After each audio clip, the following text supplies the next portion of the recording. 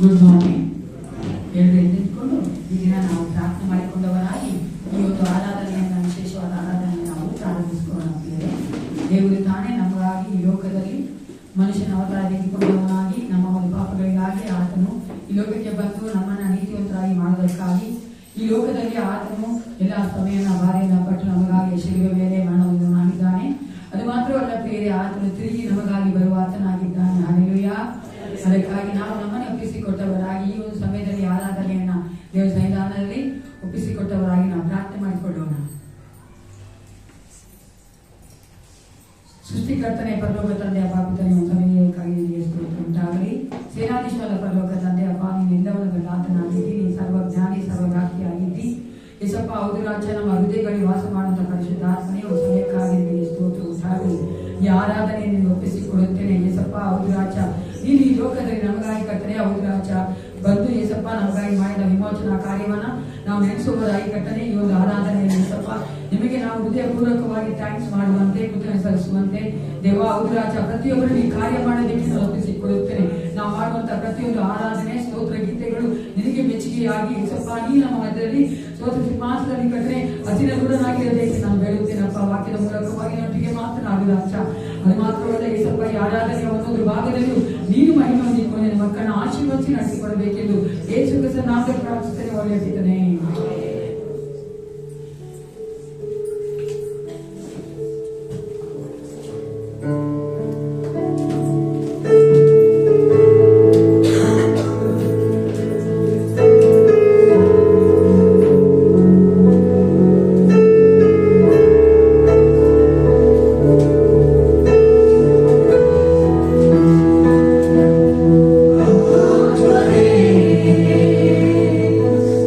No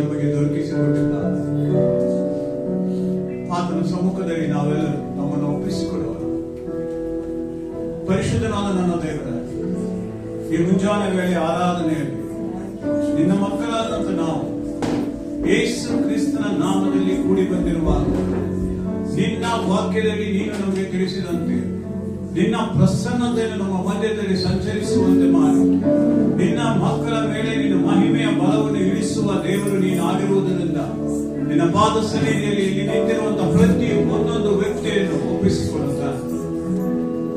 ನಿನ್ನನ್ನು ಸ್ತುತಿಸುವಂತೆಯೋ ಆರಾಧಿಸುವಂತೆಯೋ ನಿನ್ನನ್ನು ಮಹಿಮೆ ಪಡಿಸುವಂತೆಯೋ ಕೊಂಡಾಡುವಂತೆಯೋ ನಿನ್ನ ನಾಮವನ್ನು ಗಣಪಡಿಸುವುದಕ್ಕಾಗಿ ಅವರ ಮೇಲೆ ನಿನ್ನ ಆತ್ಮನ ಬಲವನ್ನು ಸುರಿಸಬೇಕಾಗಿ ಬೇಡಿಕೊಳ್ತಾ ಇದ್ದಾರೆ. ಈ ಸಮಯದಲ್ಲಿ ಪ್ರಿಯರೇ, ದೇವರ ಸಮ್ಮುಖದಲ್ಲಿ ನಾವು ಕೂತುಕೊಂಡವರಾಗಿ ನಮ್ಮ ಆರಾಧನೆಯನ್ನು ಮುಂದುವರಿಸುವ ಹಾಗೆ ಲೂಕನು ಬರೆದ ಸುವಾರ್ತೆ 2ನೇ ಅಧ್ಯಾಯ 11ನೇ ವಚನದಿಂದ ಈ ರೀತಿಯಾಗಿ ಬರೆಯಲ್ಪಟ್ಟಿದೆ.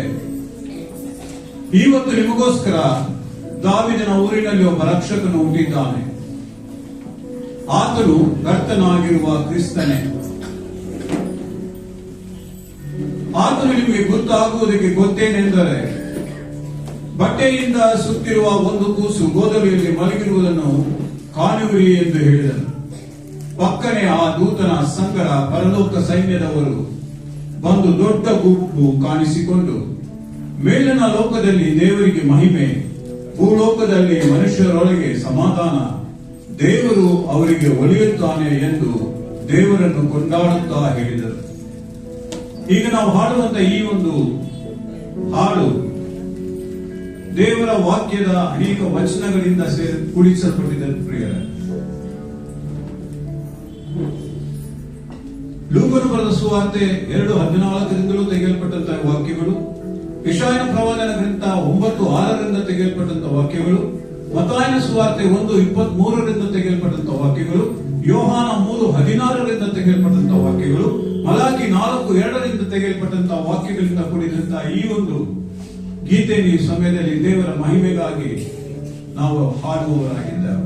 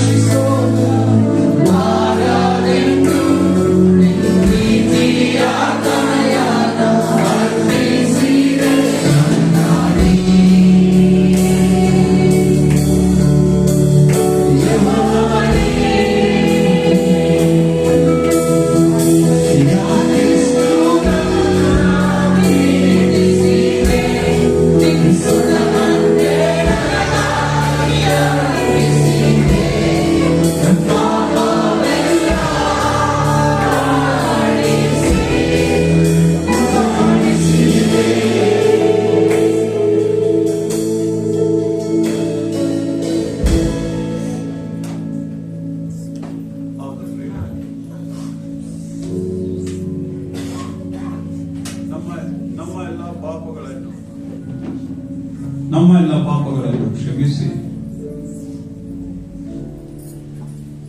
ನಾವು ನಶಿಸಿ ಹೋಗಬಾರದೆಂಬುದಾಗಿ ಆತನ ಉದ್ದೇಶವನ್ನು ಈಡೇರಿಸುವುದಕ್ಕಾಗಿ ತನ್ನ ಒಬ್ಬನೇ ಮಗನಾದಂತಹ ಯೇಸು ಕ್ರಿಸ್ತನನ್ನು ಭೂಮಿಗೆ ಕಳುಹಿಸಿಕೊಟ್ಟರು.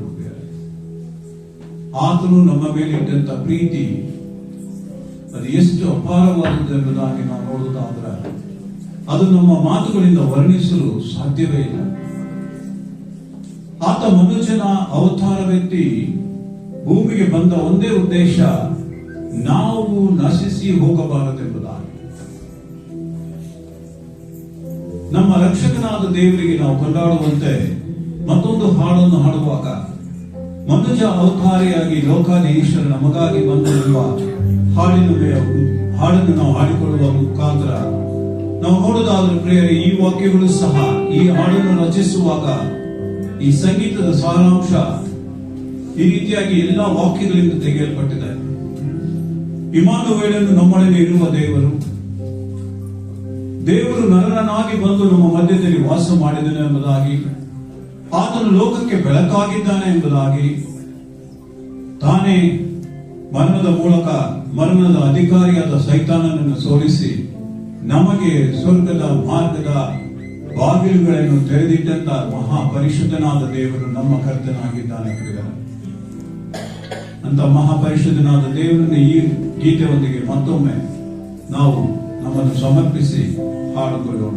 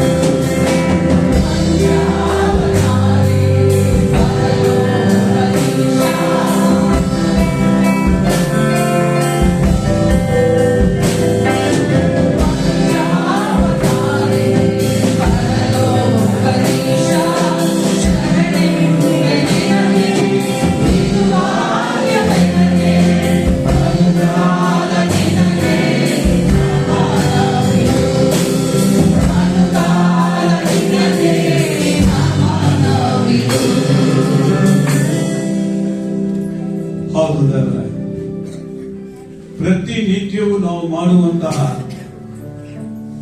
ಆರಾಧನೆ ನಿನಗೆ, ಪ್ರತಿ ಕ್ಷಣ ನಾವು ಮಾಡುವಂತಹ ಸ್ತೋತ್ರಗಳು ನಿನಗೆ. ನೀನಿಲ್ಲದಿದ್ದರೆ ನಾವು ಈ ದಿವಸ ಪಾಪದ ಮಡಿಲಿನಲ್ಲಿ ಬಿದ್ದು ಸಾಯಬೇಕಾಗಿತ್ತು. ಜೀವ ಕೊಡುವುದಕ್ಕಾಗಿ ಜೀವ ಸ್ವರೂಪನಾದ ದೇವರೇ, ನೀನೇ ನಮಗಾಗಿ ಬಂದದಕ್ಕಾಗಿ ನಾವು ನಿಮಗೆ ಸ್ತೋತ್ರಗಳನ್ನು ಸಲ್ಲಿಸ್ತಾ ಇದ್ದೇವೆ.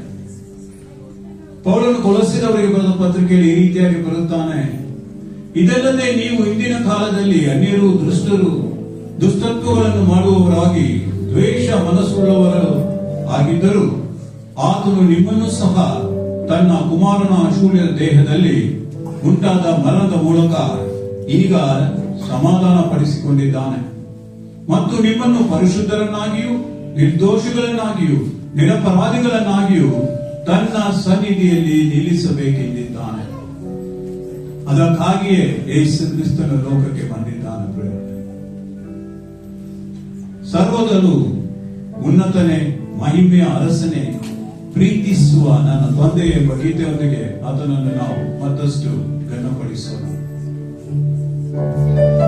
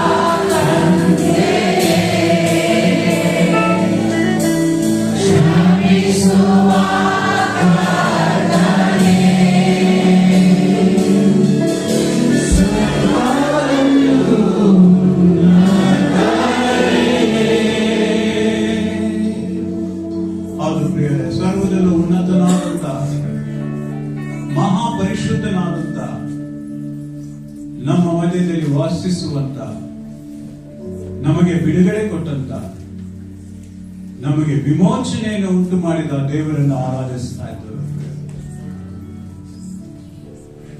ಆತನು ನಮಗೆ ವಿಮೋಚನೆ ಕೊಟ್ಟು, ರಕ್ಷಣೆ ಕೊಟ್ಟು, ಪರಿಶುದ್ಧ ಜೀವಿತ ಕೊಟ್ಟು, ಪರಲೋಕದ ಬೆಳಕು ನಮ್ಮಲ್ಲಿ ಬೆಳಗುವಂತೆ ಮಾಡಿ, ನಮ್ಮ ಆಂತರ್ಯವನ್ನು ಬದಲಾವಣೆಗೆ ತಂದು ಆತನ ಸಮ್ಮುಖದಲ್ಲಿ ನಿಲ್ಲುವುದಕ್ಕೆ ಯೋಗ್ಯರನ್ನಾಗಿ ಮಾಡುವಂತಹ ಪರಿಶುದ್ಧನಾದ ದೇವರನ್ನು ಸ್ತೋತ್ರ ಮಾಡುತ್ತಾ ಇದ್ದಾರೆ. ಈ ಸಮಯದಲ್ಲಿ ನಾವೆಲ್ಲರೂ ಎದ್ದು ನಿಂತುಕೊಂಡವರಾಗಿ ಈ ಗೀತದೊಂದಿಗೆ ದೇವರನ್ನು ಮತ್ತಷ್ಟು ನಾವು ಗಣಪಡಿಸೋಣ. ಏಕೆಂದರೆ ನಮಗೆ ವಿಮೋಚನೆ ಕೊಟ್ಟಂತ ದೇವರನ್ನು ನಾವು ನೆನಪಿಸಿಕೊಳ್ಳುತ್ತಾ ಈ ಗೀತದೊಂದಿಗೆ ಆತನನ್ನು ಗಣಪಡಿಸೋಣ.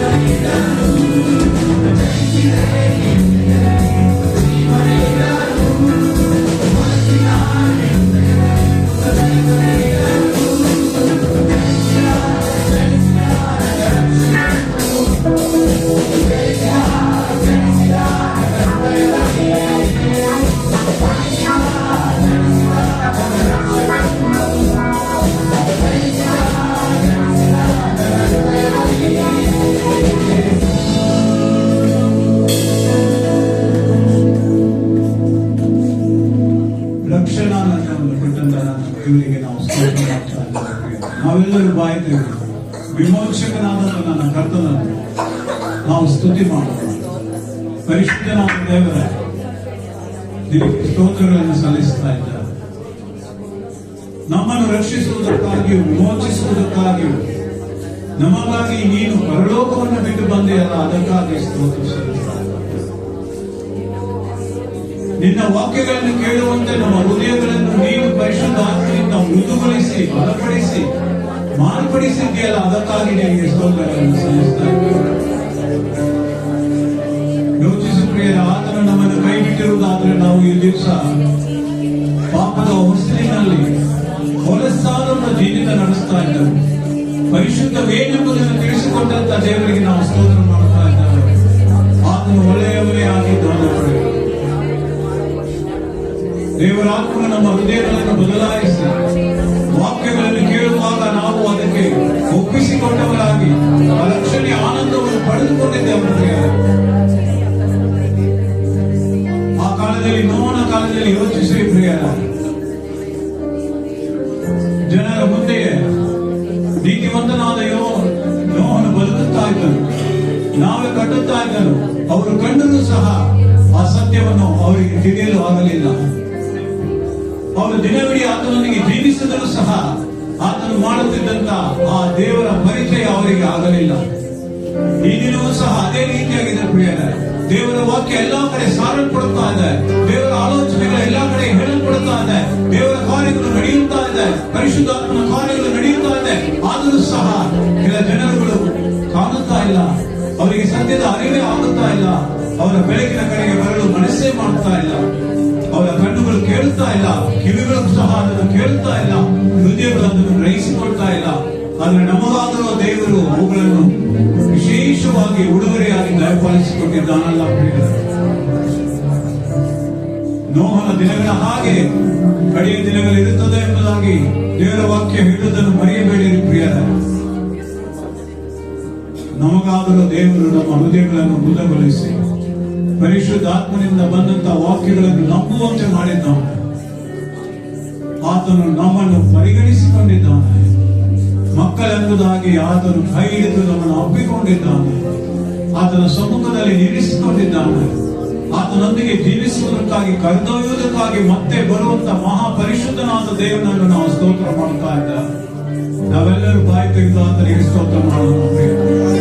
ಆತನೊಬ್ಬನೇ ಸ್ತೋತ್ರಕ್ಕೆ ಅರ್ಹ, ಆತನೊಬ್ಬನೇ ಸಮಾಧಾನದ ಪಾತ್ರ, ಆತನೊಬ್ಬನೇ ನಮ್ಮೊಂದಿಗಿರುವಂತ ದೇವರು. ಪರಿಶುದ್ಧನಾದ ದೇವರನ್ನು ನಾವು ಸ್ತೋತ್ರ ಮಾಡೋಣ.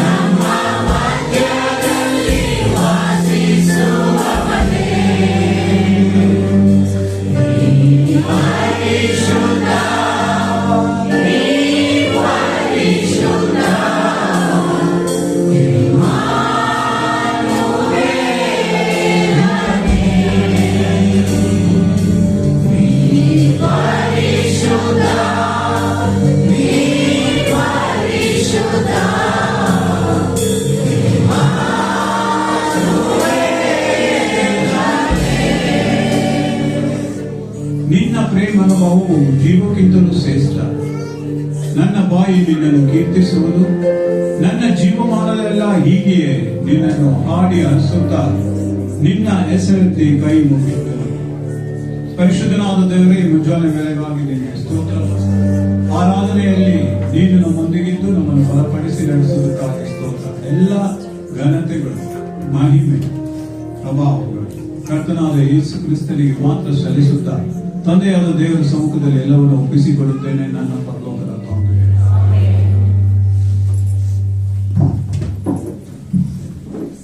ಯೋಸರ ಎರಡು ಕೂತ್ಕೋಣ.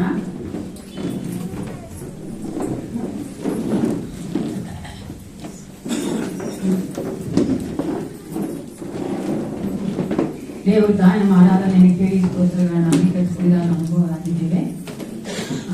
ಈ ಒಂದು ಸಮಯದಲ್ಲಿ ನಾವು ವಿಶೇಷವಾದ ಒಂದು ಪ್ರಕಟಣೆಗಳು ಏನಂದ್ರೆ 28ನೇ ತಾರೀಕು ಸಂಡೇ, ನಾನು ಆಲ್ರೆಡಿ ಹೇಳಿದ ಹಾಗೆ ನಾವು ಆನ್ಯುವಲ್ ಮೀಟಿಂಗ್ ಮಾಡ್ತಾ ಇದ್ದೇವೆ. ಅದಕ್ಕಾಗಿ ರಿಪೋರ್ಟ್ಸ್ಗಳು ಕೊಡಬೇಕಾಗಿದೆ. ಇನ್ನು ಯಾರು ರಿಪೋರ್ಟ್ ಕಳಿಸಿವೋ ದಯವಿಟ್ಟು ನನಗೆ ಸಾಫ್ಟ್ ಕಾಪಿ ಕಳಿಸ್ಕೊಡಿ. ಕಳಿಸದೇ ಇರೋರು ದಯವಿಟ್ಟು ಕಳಿಸ್ಬೇಕಂತ ನಾವು ಕೇಳ್ಕೊಳ್ಳೋದಾಗಿದೆ. ಚೆನ್ನಾಗಿದೆ ಎಲ್ಲರೂ, ಎಲ್ಲರೂ ಕಲರ್ಫುಲ್ ಆಗಿ ಕಾಣಿಸ್ತಾ ಇಲ್ಲ. ಚೆನ್ನಾಗಿದೆ. ದೇವರು ನಮಗಾಗಿ ಈ ಲೋಕಕ್ಕೆ ಬಂದಕ್ಕೋಸ್ಕರವಾಗಿ ನಾವು ದೇವರಿಗೆ ಸ್ತೋತ್ರ ಮಾಡುವರಾಗಿದ್ದೇವೆ. ದೇವರು ತಾಯಿ ನಮ್ಮನ್ನ ನಮ್ಮ ಜೀವಿತಗಳನ್ನ ಆಶೀರ್ವದಿಸಿ ಇಲ್ಲಿವರೆಗೆ ನಡೆಸಿಕೊಂಡು ಬಂದಿದ್ದಾರೆ. ಅದಕ್ಕಾಗಿ ದೇವರಿಗೆ ಸ್ತೋತ್ರ ಉಂಟಾಗಲಿ. 31st ನೈಟು ನಾವು 10 ಗಂಟೆಯಿಂದ 2 ಗಂಟೆವರೆಗೂ ಹಾಗೆ ಸರ್ವಿಸ್ ನಡೆಸುವವರಾಗಿದ್ದೇವೆ. 10 ರಿಂದ 12 ಗಂಟೆ ಅಂದ್ರೆ ಈ ವರ್ಷದ 2025ನೇ ವರ್ಷದ ಒಂದು ಸರ್ವೀಸು. ನಂತರ 12 ರಿಂದ 2 ಗಂಟೆವರೆಗೂ ನಾವು ಹೊಸ ವರ್ಷದ ಒಂದು ಆಚರಣೆಯನ್ನ ಅಥವಾ ಒಂದು ಸರ್ವಿಸ್ ಅನ್ನ ಮಾಡುವವರಾಗಿದ್ದೇವೆ. ದಯವಿಟ್ಟು ನೀವೆಲ್ಲರೂ ಕುಟುಂಬ ಸದಸ್ಯರಾಗಿ ಬರಬೇಕಂತ ನಾವು ನಿಮ್ಮನ್ನ ಪ್ರೀತಿಯಿಂದ ಕೇಳಿಕೊಳ್ಳುವವರಾಗಿದ್ದೇವೆ. ಈಗ ವಾಕ್ಯಕ್ಕೆ ಹೋಗಿ ಮುಂಚಿತವಾಗಿ ಒಂದು ಪ್ರಾರ್ಥನೆ ಮಾಡಿಕೊಳ್ಳೋಣ ಪ್ರಿಯರೇ. ಈ ದಿನ ನಾವು ಏನು ಆಚರಣೆ ಮಾಡ್ತಾ ಇದ್ದೇವೆ? ಕ್ರಿಸ್ಮಸ್. ಕ್ರಿಸ್ಮಸ್ ಅಂದ್ರೆ ಏನು? ಜೋರಾಗಿ ಅಲ್ವಾ? ಕ್ರಿಸ್ತ ಜಯಂತಿ. ನಾವು ಯೇಸು ಕ್ರಿಸ್ತನ ಜನನವನ್ನ ಜ್ಞಾಪಕ ಮಾಡಿಕೊಳ್ಳುವವರಾಗಿ ಈ ಒಂದು ಆಚರಣೆ ಮಾಡ್ತಾ ಇದ್ದೇವೆ. ನಾವು ಈ ಒಂದು ಸಮಯದಲ್ಲಿ ನಾವೆಲ್ಲ ಕ್ರೈಸ್ತರನ್ನ ದೇವರಿಗೆ ಒಪ್ಪಿಸಿಕೊಟ್ಟವರಾಗಿ, ಅನೇಕ ಕ್ರೈಸ್ತರು ಡಿನಾಮಿನೇಷನ್ ಇರುವಂತವರು, ನಾವು ಆತ್ಮಿಕ ಅನುಭವಗಳು ಸಹ ಅನೇಕ ಸಾರಿ ನಾವೇನಾಗಿದ್ದೇವೆ, ಬಾರ್ನ್ ಅಗೇನ್ ಆಗಿಲ್ಲ. ಪ್ರಿಯ ದೇವ ವಾಕ್ಯ ಹೇಳ್ತಾರೆ, ದೇವರು ನಿಕೋದೇಮನಿಗೆ ಹೇಳ್ಬೇಕಾದ್ರೆ ಯೇಸು ಕ್ರಿಸ್ತ ಹೇಳ್ತಾನೆ, ನೀವು ಈಗಿನಲ್ಲಿಯೂ ಆ ಒಂದು ಆತ್ಮದಲ್ಲಿ ತಿರುಗಿ ಹುಟ್ಟಬೇಕಿದೆ. ನಾವು ಅನೇಕರು ಹುಟ್ಟದೇ ನಾವು ಆ ಸಭೆಗಾಗಿ ಇದ್ದೇವೆ.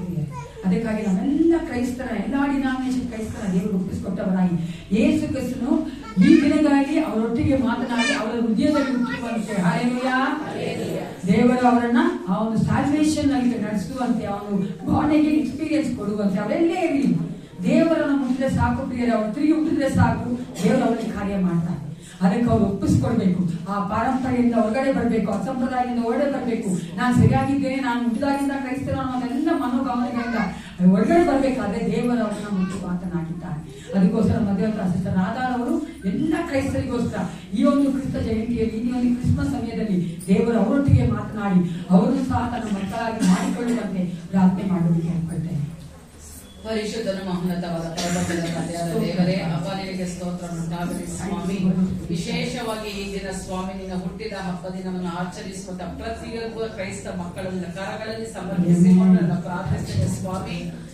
ದೇವರೇ, ರಕ್ಷಣೆ ಅನುಭವದಲ್ಲಿ ನಡೆಯುವ ಹಾಗೆ ಸ್ವಾಮಿ ನೀನು ಸಹಾಯ ಮಾಡಬೇಕೆಂದು ನಾವು ಪ್ರಾರ್ಥಿಸ್ತೇವೆ ಸ್ವಾಮಿ.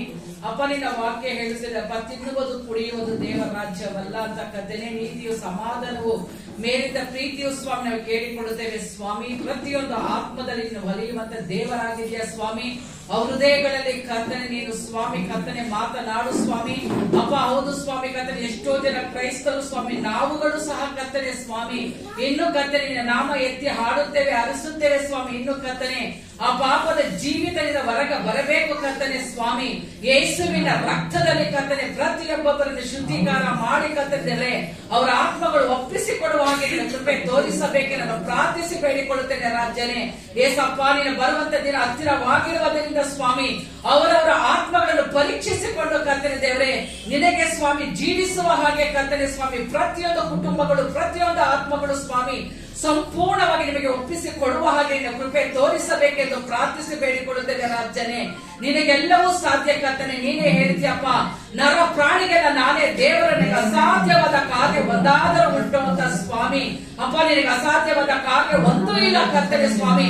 ಸತ್ಯ ವೇದದಲ್ಲಿ ಅನೇಕ ಅದ್ಭುತಗಳನ್ನು ನಾವು ನೋಡುತ್ತೇವೆ ಸ್ವಾಮಿ. ನಮ್ಮ ಜೀವಿತಗಳಲ್ಲಪ್ಪ, ನಮ್ಮ ಕುಟುಂಬಗಳ ಜೀವಿತಗಳಲ್ಲಪ್ಪ, ನಿನ್ನ ನಂಬಿರುವಂತ ಪ್ರತಿಯೊಬ್ಬರ ಕುಟುಂಬಗಳ ಜೀವಿತದಲ್ಲಿ ಕರ್ತನೆ ಅಪ್ಪ, ಯಾರ್ಯಾರು ಯಾವ ಕಷ್ಟಗಳಲ್ಲಿ, ದುಃಖದಲ್ಲಿ, ಕಣ್ಣೀರಿನಲ್ಲಿ, ವೇದನೆಯಲ್ಲಿ ಹೋಗ್ತಾ ಇದ್ದಾರೋ ಸ್ವಾಮಿ, ಅವರನ್ನು ಸಂಪೂರ್ಣವಾಗಿ ಬಿಡಿಸಿ ಕರ್ತನೆ ನಿನ್ನ ಪಾದದ ಕೆಳಗೆ ಹಾಕಿಕೊಂಡು ಸ್ವಾಮಿ, ನಿನ್ನ ನಾಮ ಮಾತ್ರ ಮಹಿಮೆ ಪಡುವ ಹಾಗೆ ನೀನು ಸಹಾಯ ಮಾಡಬೇಕೆಂದು ಪ್ರಾರ್ಥಿಸ್ತೇನೆ ಸ್ವಾಮಿ. ಆಕಾಶದ ಕೆಳಗಾಗಲಿ, ಭೂಮಿಯ ಮೇಲಾಗಲಿ ನನ್ನ ನಾಮವಲ್ಲದೆ ಬೇರೊಂದು ನಾಮದಲ್ಲಿ ಬಿಡುಗಡೆ ಇಲ್ಲವೇ ಇಲ್ಲ ಅಂತ ನೀನು ಹೇಳಿದೆಯಲ್ಲ ಸ್ವಾಮಿ. ಅಪ್ಪ, ಪ್ರತಿಯೊಂದು ನಾಲಿಗೆಗಳಲ್ಲಿ ಉಚ್ಚರಿಸಬೇಕಪ್ಪ, ಪ್ರತಿಯೊಂದು ಅಪ್ಪ ಕೈಗಳು ಎತ್ತಲ್ಪಡಬೇಕಪ್ಪ, ಪ್ರತಿಯೊಂದು ಮೊಣಕಾಲುಗಳು ಊರಬೇಕು ಸ್ವಾಮಿ ನಿನಗೆ ಕರ್ತನೆ ಅಪ್ಪ. ನಿನ್ನ ನಾಮ ಮಾತ್ರವೇ ಮಹಿಮೆ ಪಡಲಿ ರಾಜನೇ. ನಿನ್ನ ನಾಮವಲ್ಲದೆ ಬೇರೊಂದು ನಾಮದಲ್ಲಿ ಬಿಡುಗಡೆ ಇಲ್ಲವೇ ಇಲ್ಲ ಅಂತ ಹೇಳಿದೆಯಲ್ಲ ಸ್ವಾಮಿ. ದೇವ್ರೆ, ಪ್ರತಿಯೊಂದು ಆತ್ಮಗಳು, ಕುಟುಂಬಗಳಿಗೆ ನೆನಪು ಮಾಡಿಕೊ ಸ್ವಾಮಿ. ವಿಶೇಷವಾಗಿ ಅಪ್ಪ, ಇನ್ನು ಯಾರ್ಯಾರು ರಕ್ಷಣೆ ಮಾರ್ಗಕ್ಕೆ ಬರಲಿಲ್ಲವ ಸ್ವಾಮಿ, ಪ್ರತಿಯೊಂದು ಹಳ್ಳಿಗಳನ್ನು ಸ್ವಾಮಿ, ಪ್ರತಿಯೊಂದು ಕುಟುಂಬಗಳನ್ನಪ್ಪ, ಪ್ರತಿಯೊಬ್ಬ ಮನುಷ್ಯನನ್ನು ಸ್ವಾಮಿ ಕರ್ತನೆ ಅಪ್ಪ, ನಮ್ಮ ಭಾರತ ದೇಶವನ್ನು, ಕರ್ನಾಟಕವನ್ನು ಸಹಾಯ ಕೈಲಿ ಒಪ್ಪಿಸಿಕೊಡುತ್ತೇವೆ ರಾಜನೇ. ಎಸಪ್ಪ, ಪ್ರತಿಯೊಬ್ಬೊಬ್ಬರು ರಕ್ಷಣೆ ಮಾರ್ಗದಲ್ಲಿ ಬರಲೇಬೇಕು ಕರ್ತನೆ. ಎಲ್ಲೆಲ್ಲಿ ಸುವಾರ್ತೆ ಸಾರಲು ಕೊಡಲಿಲ್ಲವ ಸ್ವಾಮಿ, ಯೇಸು ನಿಜ ರೇಗರಂತ ರಕ್ಷಕರು ನೀನೊಬ್ಬನೇ ಅಂತ ಸ್ವಾಮಿ, ಪ್ರತಿಯೊಬ್ಬರು ಅರಿತುಕೊಳ್ಳುವಂತೆ ನಿನ್ನ ಮಾರ್ಗಗಳು ತೆರೆದುಕೊಡು ಸ್ವಾಮಿ ಕರ್ತನೆ ದೇವ್ರೆ. ಅಪ್ಪ, ನೀನು ಬಾಗಿಲು ತೆರೆಯುವಾಗ ಯಾರು ಮುಚ್ಚುವುದಕ್ಕೆ ಸಾಧ್ಯವಿಲ್ಲ ಸ್ವಾಮಿ. ಅನೇಕ ಬಂಧನಗಳಲ್ಲಿ, ಕಷ್ಟಗಳಲ್ಲಿ, ದುಃಖದಲ್ಲಿ, ವೇದನೆಯಲ್ಲಿ ಇದ್ದಾರೆ ಜನರು ಸ್ವಾಮಿ ಕರ್ತನೆ. ನೀನು ನೆನಪು ಮಾಡಿಕೊಳ್ಳಬೇಕೆಂದು ಪ್ರಾರ್ಥಿಸ್ತೇವೆ ರಾಜನೇ. ಅಪ್ಪ, ನಮ್ಮ ಸಭೆಯ ಮುಖಾಂತರ ಸ್ವಾಮಿ ಈ ಪ್ರಾರ್ಥನೆ ವಿಜ್ಞಾಪನೆ ನಿಮ್ಮ ಪಾದದಲ್ಲಿ ಸಮರ್ಪಿಸಿಕೊಳ್ಳುತ್ತಾ ಯೇಸು ಕ್ರಿಸ್ತನ ನಾಮದಲ್ಲಿ ಪ್ರಾರ್ಥಿಸಿ ಬೇಡಿಕೊಳ್ಳುತ್ತೇನೆ ನನ್ನ ಒಳ್ಳೆಯ ತಂದೆ, amen.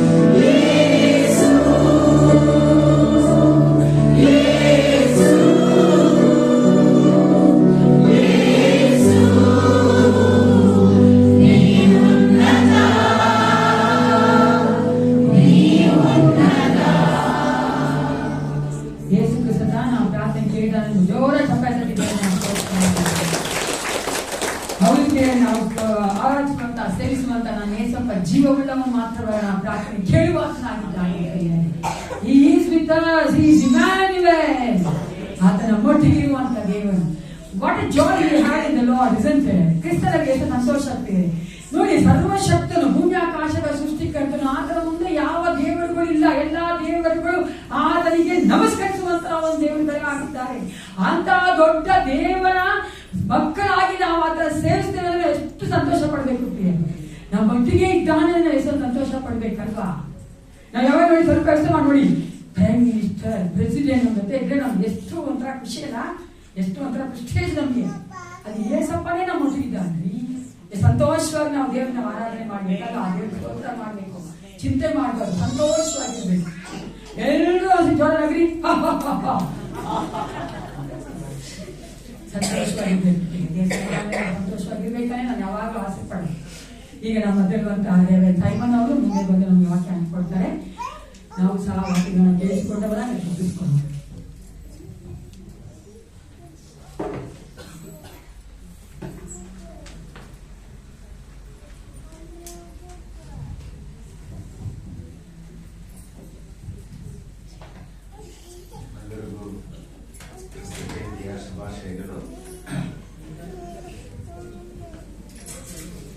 You all look very nice and wonderful.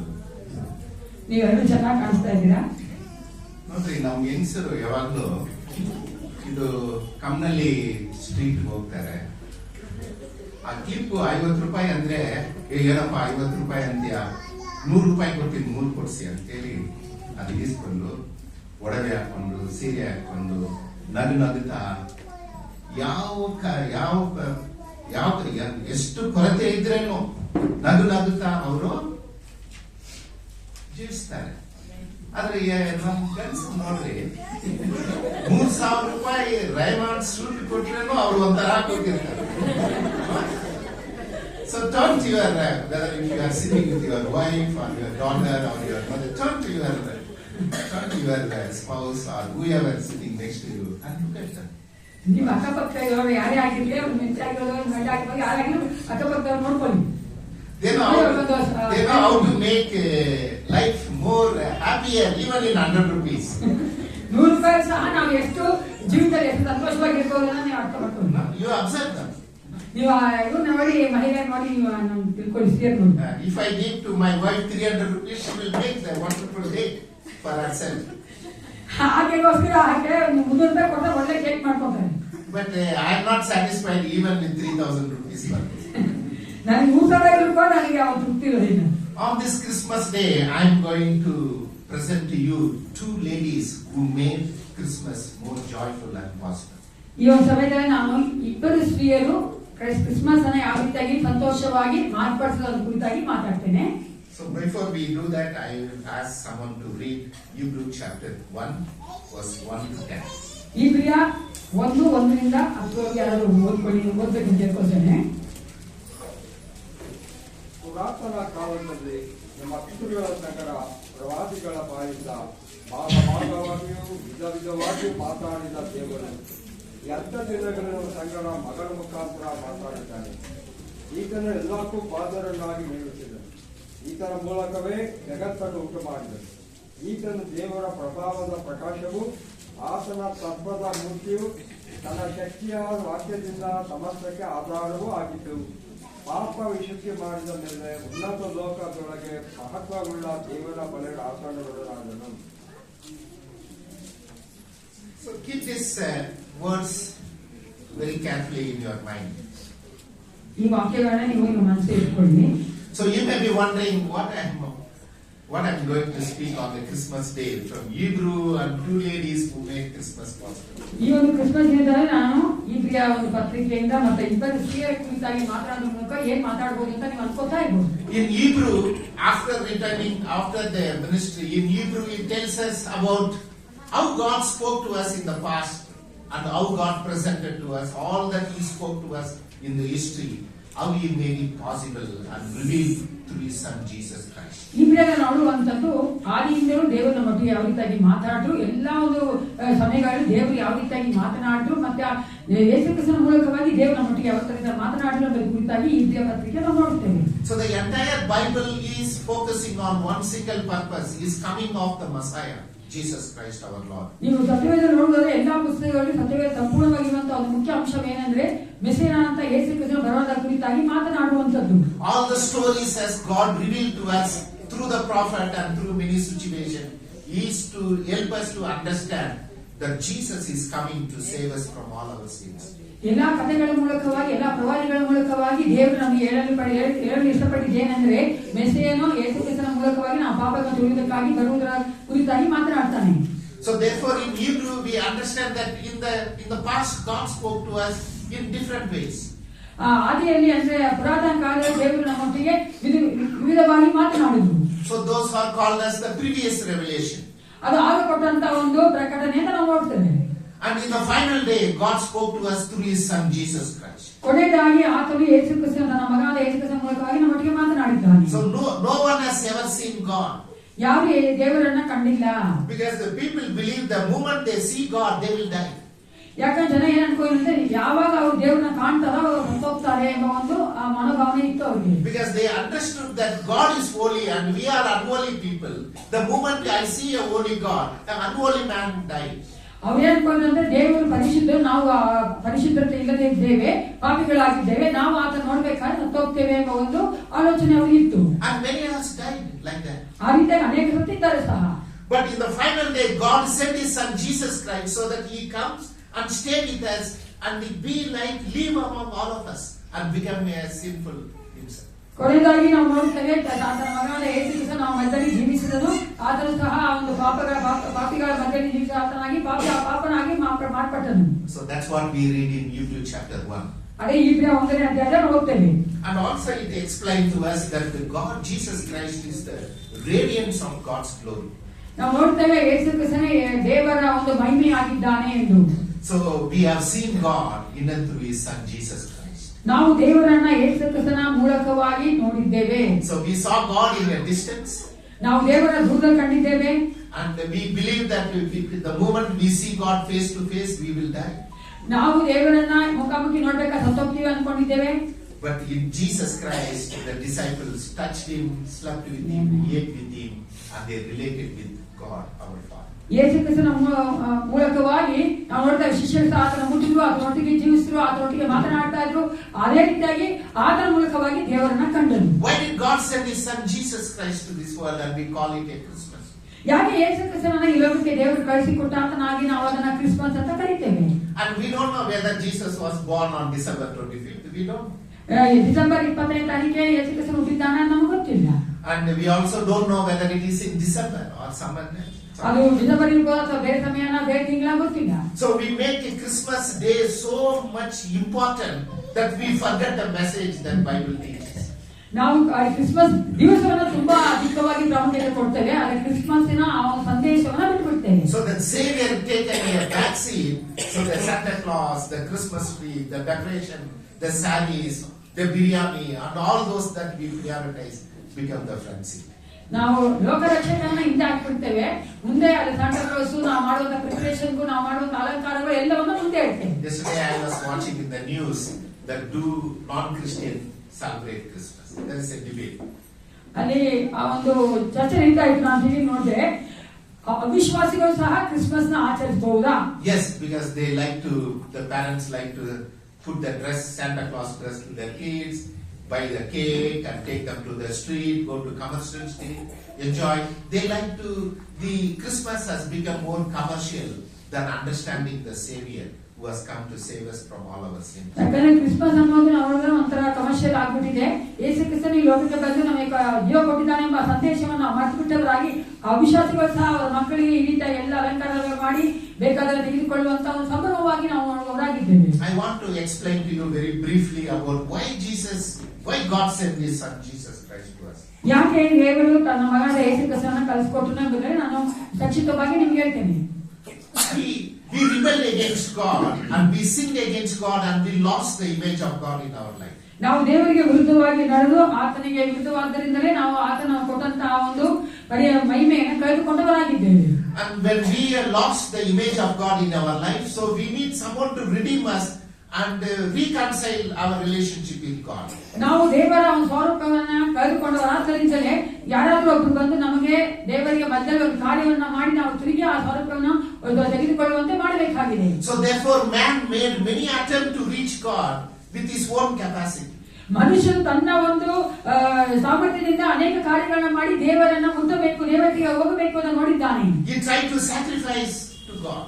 ಆತನು ದೇವರಿಗಾಗಿ ಅನೇಕ ಬಲಿಗಳನ್ನು ಕೊಟ್ಟಿದ್ದಾನೆ. He gave offering to God. ದೇವರಿಗೆ ಕಾಣಿಕೆಗಳನ್ನು ಕೊಟ್ಟಿದ್ದಾನೆ. They built many temples to God.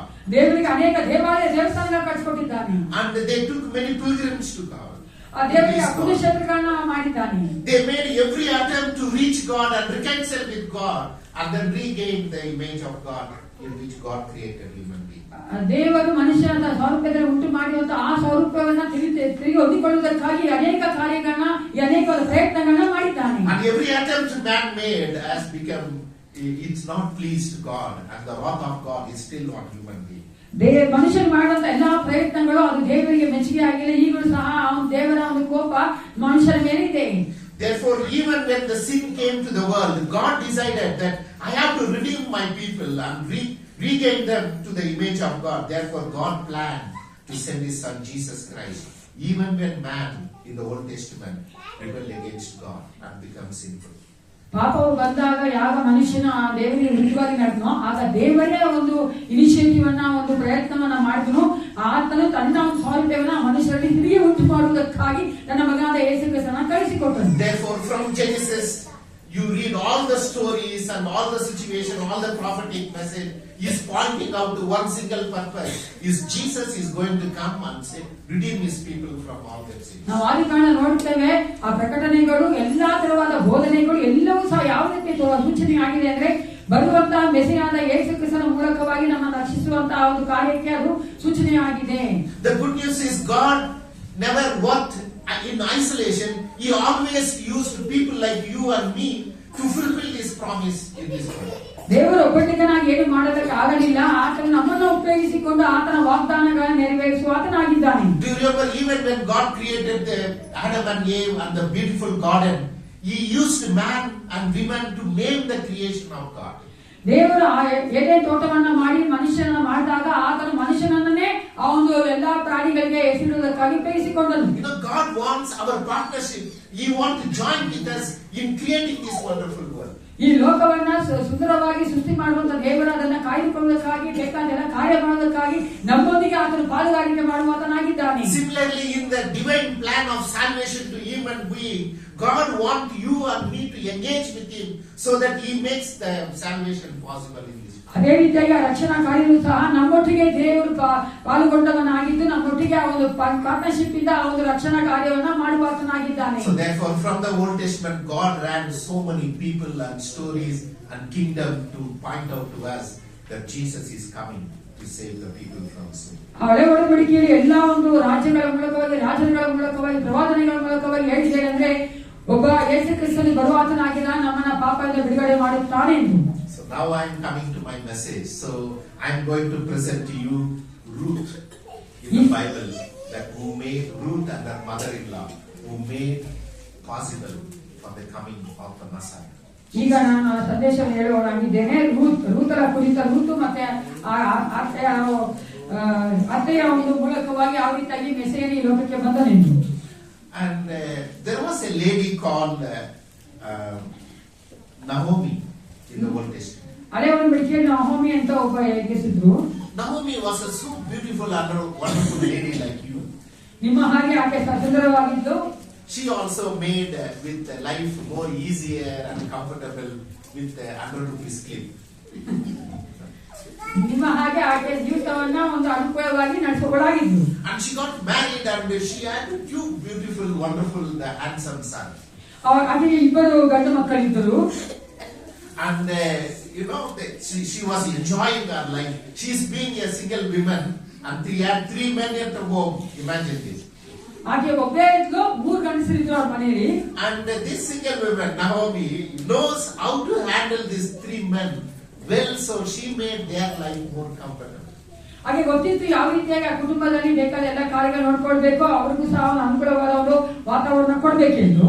If there are 5 men in the house, ಒಂದು ಕುಟುಂಬದಲ್ಲಿ 5 ಗಂಡಸರಿದ್ರು ಅಂತ ಅನ್ಕೊಳ್ಳಿ. only one lady is there to cook and take care of all of them. ಒಂದೇ ಒಂದು ಹೆಂಗಸು ಎಲ್ಲ ಅಡಿಗೆ ಮಾಡಿ ಅವರನ್ನ ನೋಡ್ಕೋಬೇಕು ಅಂತ ಅನ್ಕೊಳ್ಳಿ. One day she decided that ನಾನು ತವರು ಮನೆಗೆ ಹೋಗ್ಬಿಟ್ಟು ಬರ್ತೀನಿ. You can imagine the situation of the 5 men for a single day. ಆ 5 ಜನ ಗಂಡಸರ ಪರಿಸ್ಥಿತಿ ಒಂದಿನ ನೀವು ತಿಳ್ಕೊಂಡು ಯೋಚನೆ ಮಾಡಿ ನೋಡ್ಬೋದು. If you want to try, you try. ನೀವು ಟ್ರೈ ಮಾಡಿ ನೋಡಿಬೇಕಂದ್ರೆ. One day Pastor Anita and my wife, they went to Mysore. ನಾನು ಮತ್ತೆ ಅವರ ಹೆಂಡತಿ ಜಾಯ್ ಮೈಸೂರಿಗೆ ಹೋಗಿದ್ವಿ. And they stayed one night, overnight. ಒಂದು ರಾತ್ರಿ ನಾವು ಅಲ್ಲೇ ಇದ್ವಿ. And you know, I know every work manage every work at home. I know how to cook, how to keep my home. I know everything. I don't need anyone. ನನಗೆ Simon ಅವ್ರಿಗೆ ಗೊತ್ತು ಎಲ್ಲ ಯಾವ ತರ ಮಾಡಿ ನೋಡ್ಕೋಬೇಕು, ನಂಗೆ ಅಡಿಗೆ ಮಾಡಕ್ ಬರುತ್ತೆ, ಎಲ್ಲ ಬರುತ್ತೆ ಅವ್ರಿಗೆ. In fact, I can cook better than anyone of you. ನನಗೆ ಚೆನ್ನಾಗಿ ನಾನು ಕುಕ್ ಮಾಡ್ತೀನಿ, ನನಗೆ ಅದು ಗೊತ್ತು. But I want to tell you that I was unable to manage.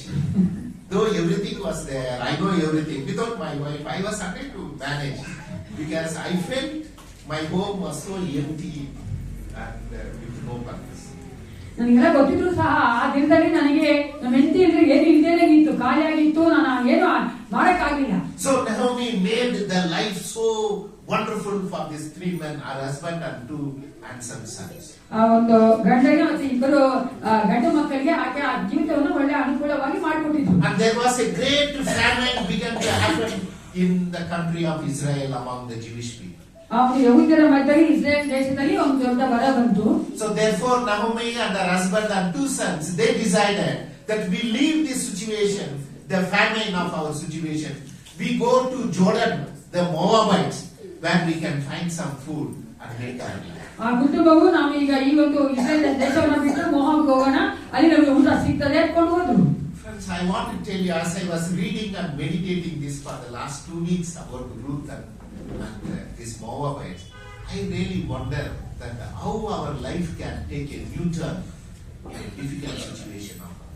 ನಾನು ನೂತನ ಕುರಿತಾಗಿ ಧ್ಯಾನ ಮಾಡ್ತಾ ಇದ್ದೆ 2 ವಾರದಿಂದ. ನಾನು ಅನ್ಕೊಂಡೆ ನಮ್ಮ ಒಂದು ಕಷ್ಟ ಕಾಲದಲ್ಲಿ ಯಾವ ರೀತಿ ನಮ್ಮ ಜೀವಿತ ಬದಲಾಗುತ್ತದೆ ಎಂದು. When we are comfortable in our own life and situation, God can overturn with so much of adversity and difficulties that we cannot imagine.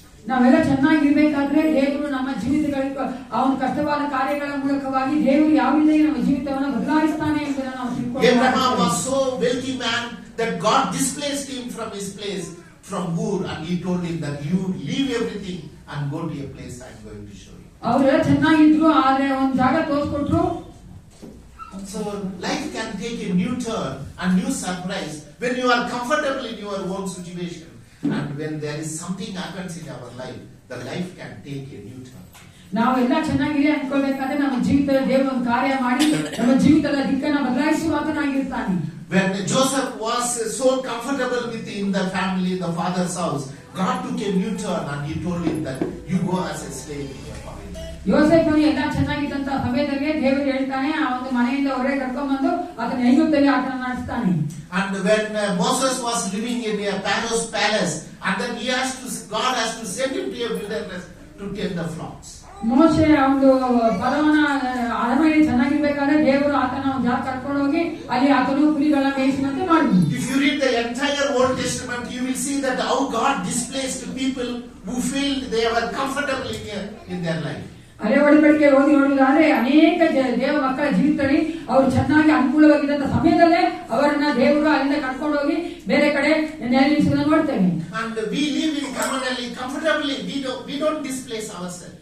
ನಾವು ಕಮ್ಮಲ್ಲಿ ಅನುಕೂಲವಾಗಿದ್ದೇವೆ, ಆದ್ರೆ ನಾವು ಈ ಜಾಗ ಬಿಟ್ಟು ಹೋಗೋದಿಲ್ಲ. But imagine that if you have a house and you have a job and one fine day you lose everything and God tells you that leave everything and go to Kola. ನಿಮಗೆ ಒಂದು ಒಳ್ಳೆ ಕೆಲಸ ಇದೆ, ನೀವು ಒಳ್ಳೆ ಜೀವಿತ ನಡೆಸ್ತಾ ಇದ್ರೆ ಆಗ ದೇವರು ನಿಮ್ಮ ಹತ್ರ ಬಂದು ಎಲ್ಲವನ್ನ ಬಿಟ್ಟು ನೀವು ಕೋಲಾರ ಹೋಗು ಅಂತ ಹೇಳುವುದಾದ್ರೆ ಹೆಂಗಿರ್ತದೆ? We don't like it. ನಮ್ಗೆ ಇಷ್ಟ ಆಗಲ್ಲ ಅಲ್ಲ. But when movement in our life that God can overturn, the comfort of our life can be a different situation. ದೇವರು ನಮ್ಮ ಜೀವಿತದ ಆ ರೀತಿಯಾಗಿ ದಿಕ್ಕು ಬದಲಾಯಿಸುವಾಗ ಅದು ಬೇರೆ ರೀತಿಯಾದಂತ ಒಂದು ಕಾರ್ಯವಾಗ್ತದೆ. That's what happened to Naomi. ಅದೇ ರೀತಿ ನಹೋಮಿಗಾಯ್ತು. They were enjoying their life, and then God told that there is a big famine. You leave everything, your land, your familiarity, your language, your God, your country, and go to Moab. ಬರ ಬಂದಾಗ ಅವರೆಲ್ಲವನ್ನ ಬಿಟ್ಟು ಮೋಹಕ್ಕೆ ಹೋದ್ರು. Really like it. ಆ ರೀತಿ ಹೋಗಕ್ಕೆ ಇಷ್ಟಪಡ್ತೀರಾ? But if God wants something to turn our life upside down, we have to say yes to God. ದೇವರು ನಮ್ಮ ಆಯ್ಕೆ ದಿಕ್ಕು ಬದಲಾಯಿಸಬೇಕಾದ್ರೆ ನಾವು ಹೌದು ಅಂತ ಒಪ್ಕೊಳ್ಬೇಕು. So Naomi with her husband and 2 sons, they set their journey from the Israel, the Jewish nation, to Moabites, the present day Jordan. ಯಹೂದ ಆ ಒಂದು ಜನಗಳನ್ನ ಬಿಟ್ಟು ಅವರು ಮೋಹಾಬ್ ಹೋಗಿ ಇರುವಂತ ಜೋರ್ಡನ್ ಹೋದ್ರು. By the way, there are 3,800 Moabites still living in Jordan. Jordan ಈಗೂ ಸಹ ಅಂದ್ರೆ 3,800 ಯಹೂದ್ಯರಿದ್ದಾರೆ. ಇದು Moabite ಅವರು ಇದ್ದಾರೆ. ಮೋಹಾಬೈಟ್ ಇದ್ದಾರೆ. And out of the 3,800 people, there is a Nazarene church called Kirk Nazarene Church in Jordan. So out of that, 600 of our Nazarene members are from Moabites. ಕಾರ್ಯಕ್ರಮ ಒಂದು ನಾಗರಿಕ ಸಭೆ ಇದೆ ಅಲ್ಲಿ 300 ಜನ ಮೋಹಬಿಯರೇ ಇದ್ದಾರೆ. So I was encouraging Monica that there is a school in Jordan, Kirk, among the Moabites. Why don't you go few months and serve as a teacher? She got so excited. ನಾನು ಮೋನಿಕಾ ಸಹ ಹೇಳಿದೆ Jordan ಹೋಗಿ ಒಂದು 3 ತಿಂಗಳು ಆ teacher ಕೆಲಸ ಮಾಡು ಅಂತ. So think about that. You know, she displaced everything and she took everything. She took whatever she can and they set the journey to Jordan. ಅವ್ರು ಇದ್ದ ತೆಗೆದುಕೊಂಡು ಅವರು ಜೋರ್ಡಾನ್ ಹೋದ್ರು. And then after going there, they had 2 sons and both of them married a beautiful Moabite women. ಆ ಇಬ್ಬರು ಗಂಡು ಮಕ್ಕಳು ಅವರು ಮೋಹಾಬಿಯರನ್ನ ಮದುವೆ ಮಾಡಿಕೊಂಡ್ರು, ಇಬ್ಬರು ಹೆಂಗಸರನ್ನ. And one was called Ruth. ಒಬ್ಬಳು ರೂತಳು And his sister was called Orpah. ಬೋರ್ಪಾಲು. Are you familiar with these names? ಈ ಹೆಸರುಗಳು ಗೊತ್ತಾ ನಿಮ್ಗೆ? Orpah and Ruth was so beautiful. They are the most beautiful women among the Moabites. ಮೋಹಾಬಿಯರಲ್ಲೇ ಅವರು ಇಬ್ಬರು ಸ್ತ್ರೀಯರು ಸುಂದರವಾಗಿದ್ರು. So Naomi and her husband and 2 sons, they not only went to leave their place and then went to other place, they also found a beautiful women and married outside of their own religion and caste. ಅವರ ಒಂದು ಸ್ವಂತ ಧರ್ಮದಿಂದ ಆ ಜಾತಿಯಿಂದ ಹೊರಗಡೆ ಬಿಟ್ಟು ಆ ಮೋಹಾಬ್ ಹೆಂಗಸರನ್ನ ಮದುವೆ ಮಾಡ್ಕೊಂಡ್ರ ಇಬ್ಬರು ಗಂಡು ಮಕ್ಕಳಿಗೆ. We are not open for like that, right? ನಾವು ಆ ರೀತಿಯಾಗಿ ಓಪನ್ ಆಗಿಲ್ಲ. ಅಂದ್ರೆ imagine, thousands and thousands of years before, that people had an open mindset to marry whatever the situation God has given in their life. ದೇವರು ಕೊಟ್ಟಂತ ಆ ಪರಿಸ್ಥಿತಿಯಲ್ಲಿ ಅವರು ಅದಕ್ಕೆ ಹೊಂದಿಕೊಂಡು ಹೋಗುವುದನ್ನು ನೋಡ್ತೇವೆ. We don't like to marry outside of our own caste or language or ಬೆಂಗಳೂರಲ್ಲಿ ಅಷ್ಟು ದೂರ ಬೇಡ ಡೆಲ್ಲಿಯಲ್ಲಿ ಕೊಟ್ರೆ ಏನ್ ಮಾಡ್ತೀರಾ, ಎಲ್ಲಿ ಹೋಗ್ತೀರಾ, ಬರ್ತೀರಾ? We always like to stay in our familiar area of our life. ನಾವು ನಮ್ಮ ಒಂದು ಗೊತ್ತಿರುವಂತ ಜಾಗಗಳಲ್ಲಿ ಆ ಜಾಗದಲ್ಲಿ ಇರೋದಕ್ಕೆ ಇಷ್ಟಪಡ್ತೀವಿ. And then when not only to that, they were not only living in familiarity, they lived there for 10 years. And then after 10 years of their living in a foreign land, and Naomi lost all the 3 men and she became widow along with her 2 daughter-in-laws.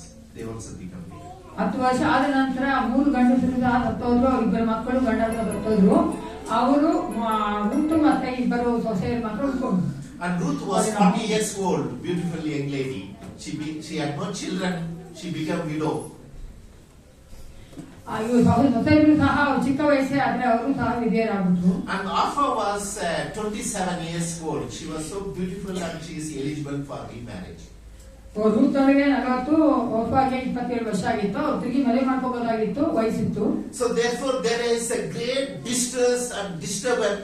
So Naomi she started speaking against God. Navami ದೇವರಿಗೆ ವಿರುದ್ಧವಾಗಿ ಮಾತನಾಡಲು ಪ್ರಾರಂಭಿಸಿದ್ರು.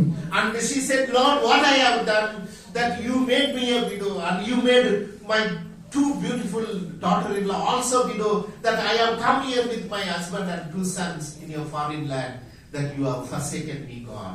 What I have done to receive this bitter experience in my life. ನಾನು ಏನ್ ಮಾಡಿದ್ದೆ ಅಂತ, ನಾನು ಗಂಡ ಕಳ್ಕೊಂಡೆ, ನನ್ನ ಮಕ್ಕಳನ್ನ ಕಳ್ಕೊಂಡೆ, ನನ್ನ ಸೊಸೆಯರು ಸಹ ವಿಧವೆಯರಾದ, ನಾನು ವಿಧವೆಯರಾದ್ನಲ್ಲ, ನಾನು ಏನ್ ಮಾಡಿದೆ ಅಂತ ಈ ರೀತಿಯಾಗಿ ಮಾಡಿದ್ರೆ ನಾನು ಯಾಕೆ ಬಿಟ್ಬಿಟ್ಟೆ ಅಂತ ಕೇಳ್ಕೊಂಡು. Do you understand the situation they live in? ಇವಾಗ ಇರುವಂತ ಪರಿಸ್ಥಿತಿ ನೀವು ನೋಡ್ತಾ ಇದ್ದೀರಾ? Ruth and Naomi became lonely in their life. ಆ ಸೊಸೆಯರು ಮತ್ತೆ ನವಮಿ ಸಹ ನೋಡೋದಾದ್ರೆ ಅವ್ರ ಏಕಾಂಗಿ ಆದ್ರು. And Naomi was inconsolable. No one could talk to her, and she cursed God, and she forgot on all the laws that we learned about God, the faith that we followed in Israel, in Judaism, and she was very bitter against it. ಆಕೆ ದೇವರನ್ನೇ ಬಿಟ್ಬಿಟ್ಟು ದೇವರಿಗೆ ವಿರುದ್ಧವಾಗಿ ಮಾತನಾಡಲು ಪ್ರಾರಂಭಿಸಿದ್ರು. ಕಳೆದಂತ ನ್ಯಾಯ ಪ್ರಮಾಣವನ್ನ, ದೇವರ ನಂಬಿಕೆಯನ್ನ ಕಳ್ಕೊಂಡ್ಬಿಟ್ರು. When in our life, when we go through difficult situation, the first target of our life is God. ನಾವು ನಮ್ಮ ಜೀವಿತದಲ್ಲಿ ಕಷ್ಟಕರವಾದ ಸಮಯದಲ್ಲಿ ಆಲೋಬೇಕಾದ್ರೆ ನಾವು ಮಾತಾಡೋದು ದೇವರ ವಿರುದ್ಧವಾಗಿನೇ. You are not the target. Your situation is not that. Your laziness is not the target. The first target of your difficult situation is God. ನಾವು ಮಾಡುವಂತ ಎಲ್ಲಾ ಕಾರ್ಯಗಳ ಕುರಿತಾಗಿ ಮಾತಾಡೋದಿಲ್ಲ, ಆದ್ರೆ ನಾವು ದೇವರಿಗೆ ವಿರುದ್ಧವಾಗಿ ಮಾತಾಡೋದು, ಅದೇ ನಾವು ಗುರಿ ಮಾಡ್ಕೊಳ್ತೇವೆ. So therefore Naomi was, a situation that, she questioned God and she didn't know, her faith was shaken. And in that situation, God met Naomi and Ruth in a very special way. ಆ ಒಂದು ಸಮಯದಲ್ಲಿ ದೇವರು ಅವರನ್ನು ವಿಶೇಷವಾದ ರೀತಿಯಲ್ಲಿ ಸಂಧಿಸಿದರು. So one day Naomi prayed and then she called both the daughter-in-law and said that it is time for me to say goodbye to you, my daughter-in-laws. You have been so wonderful. It is time for us to depart in peace. ಸೊಸೆಯರ ಕಡೆ ನಮ್ಮಮ್ಮ ಹೇಳಿದ್ರು, ಈಗ ಸಮಯ ಬಂದಿದೆ, ನಾವು ಬೇರೆ ಆಗ್ಬೇಕು, ನಾನು ನಮ್ಮ ಊರಿಗೆ ಹೋಗ್ತೇನೆ. So Naomi decided to leave both the widow daughter-in-law in Moabites in Jordan, and she decided to go back all single. Remember, the three of them came seeking for food in foreign land, living their own place, and own relative, and then she is going as a single woman, widow, with no hope of her future. ಅವರು ಕುಟುಂಬವಾಗಿ ಬಂದರು ಮೋಹಾಬಿಗೆ, ಆದ್ರೆ ಈಗ ಆಕೆ ಒಬ್ಬಟ್ಟಿಗಾಗಿ ಮೋಹಾಬಿಂದ ಹೋಗ್ತಾ ಇದ್ದಾಳೆ ತನ್ನ ಊರಿಗೆ. Because she came from Bethlehem. ಆಕೆ ಬೆತ್ಲೆಹೇಮಿಂದ ಬಂದು. What is special for Christmas on Bethlehem? Christmas ಅಲ್ಲಿ ಬೆತ್ಲೆಹೇಮ್ ಅಂದ್ರೆ ಏನು ವಿಶೇಷ? When you are in desperate situation, when you are empty of your life, her focus was not on anything else. She was focusing on Bethlehem. ಆಕೆ ಯಾವುದು ಆ ಒಂದು ದುಡಿ ಕಳಿಸಲಿಲ್ಲ, ಆಕೆ ನೋಡ್ಲಿಲ್ಲ, ದೃಷ್ಟಿ ನೋಡಿದ್ ಯಾವ್ದಂದ್ರೆ ಬೆತ್ಲೆಹೇಮ್ ಮನೆ. Don't focus on the tree, Christmas tree. Don't focus on the Santa Claus. Focus on the Bethlehem, Jesus of Nazareth.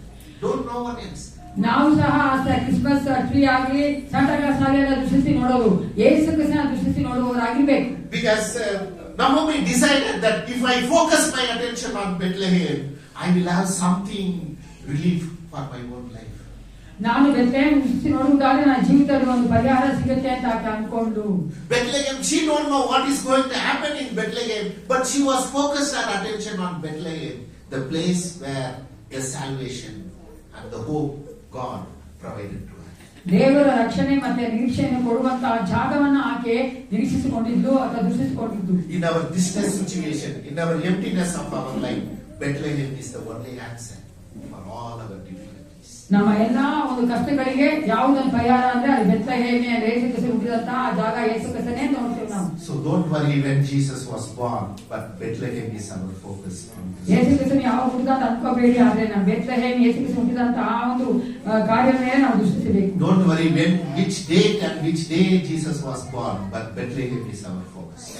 ಯಾವಾಗ ಯೇಸು ಕ್ರಿಸ್ತನು ಹುಟ್ಟಿದ್ರು, ಯಾವ ಡೇಟ್ ಯಾವ ಟೈಮ್ ಅಂತ ಯೋಚನೆ ಮಾಡಬೇಡಿ, ಯೇಸು ಕ್ರಿಸ್ತನ ದೃಷ್ಟಿ ನೋಡಿ. Because Naomi thought that if I go back to Bethlehem, I will have hope and future for my life. ನಾಮಿ ಅನ್ಕೋಣ ಹಿಂದಿರುಗಿ ಹೋಗುವುದಾದ್ರೆ ನನಗೆ ಬೆತ್ಲೆಹೇಮ್ ನಿರೀಕ್ಷೆ ಉಂಟು, ಭವಿಷ್ಯತ್ತು ಉಂಟು. So one day early morning she called both the daughter-in-laws and she hugged and kissed the Hebrew people. When they depart in peace, they hug each other and say goodbye to them. ಈ ಪ್ರಿಯ ಒಂದು ಪದ್ಧತಿ ಏನಂದ್ರೆ ಅವರು ಸಮಾಧಾನವಾಗಿ ಒಬ್ರು ಬಿಟ್ಟು ಕೊಡ್ಬೇಕಾದ್ರೆ ಅವರು ದಬ್ಕೊಂಡು ಮುತ್ತು ಕೊಟ್ಟು ಅವರು ಮುಟ್ಟು ಹೋಗ್ತಾರೆ. And then when Naomi proposed that Ruth and sister Orpah stays here and find it possible to marry someone else and make their life, and let me go to my own people, to my own God, to my own land, and to the Bethlehem where God can give me a hope for my life. ಆಕೆ ಹೇಳಿದ್ಲು, ಸೊಸೆಯಂದಿರಿಗೆ ನೀವು ನಿಮ್ಮ ಜೀವನ ನೋಡ್ಕೊಳ್ಳಿ, ನಾನು ನನ್ನ ದೇಶಕ್ಕೆ ಹೋಗ್ತೇನೆ, ಅಲ್ಲಿ ನನಗೆ ದೇವರು ಒಂದು ನಿರೀಕ್ಷೆಯನ್ನು ಕೊಟ್ಟಿದ್ದಾನೆ ಎಂದು. On this Christmas day, focus your attention on Bethlehem. ಈ ಒಂದು ಕ್ರಿಸ್ಮಸ್ ಸಮಯದಲ್ಲಿ ಯೇಸು ಕ್ರಿಸ್ತನ ಮೇಲೆ ದೃಷ್ಟಿ ಇಡಿ. All our celebration can be a short lived. ನಾವು ಮಾಡುವಂತ ಆಚರಣೆಗಳ ಸೆಲೆಬ್ರೇಷನ್ ಅಲ್ಲ, ಅದು ಸ್ವಲ್ಪ ಕಾಲ ಮಾತ್ರ. But Jerusalem, Bethlehem is a focus that it will remain with us for eternal life. ನಮಗೆ ನಿತ್ಯ ಜೀವ ಕೊಡುವಂತ ಯೇಸು ಕ್ರಿಸ್ತನ ಮೇಲೆ ದೃಷ್ಟಿ ಇಡಿ. Because in Bethlehem, Jesus is born. ಯಾಕಂದ್ರೆ ಬೆತ್ಲೆಹೇಮ್ ಅಲ್ಲಿ ಯೇಸು ಕ್ರಿಸ್ತನು ಹುಟ್ಟಿದನು. So Naomi focused her attention on Bethlehem. ನಹೋಮಿ ಆ ಒಂದು ಬೆತ್ಲೆಹೇಮ್ ಮೇಲೆನೇ ಆ ದೃಷ್ಟಿ ಇಟ್ಲು.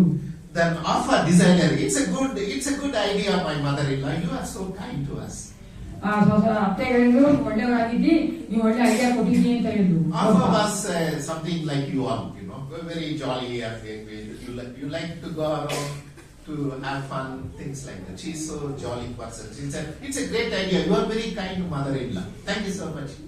ಅವ್ರ ಹೇಳಿದ್ರು, ನೀವು ತುಂಬಾ ಒಳ್ಳೆಯವರು, ನಿಮಗೆ ಧನ್ಯವಾದಗಳು ಅಂತ. But Ruth and Naomi, they shared a close relationship with each other. ರುತಳು ಮತ್ತೆ ನಹೋಮಿಗೆ ಹತ್ರವಾದಂತ ಒಂದು ಸಂಬಂಧ ಇತ್ತು. And Ruth looked at the distress and emptiness of her mother-in-law. ಅವನ ಅತ್ತೆಯ ಒಂದು ಸ್ಥಿತಿಯನ್ನ ಕಂಡು And she said that, how can I send you to Bethlehem alone? I want to join with you in your mission to see Jesus in Bethlehem.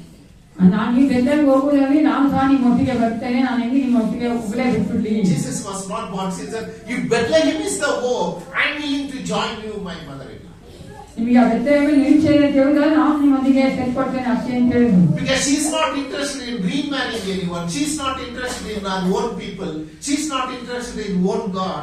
Do you know that Ruth was not a Jew and she was not worshipping Yahweh? You know that?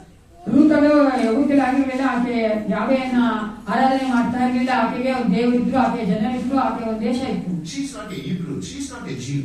ಆಕೆ ಯಹೂದ್ಯರಾಗಿರ್ಲಿಲ್ಲ. She has no eligibility of doing anything in a Hebrew land. ಆಕೆಗೆ ಇಬ್ರಿಯ ದೇಶದಲ್ಲಿ ಏನು ಮಾಡಕ್ಕಿರ್ಲಿಲ್ಲ. And she is a second-class citizen if she go back to Israel. ಆ Israel ಹೋಗುವುದಾದ್ರೆ ಆಕೆ ಎರಡನೇ ದರ್ಜೆಯ ಒಂದು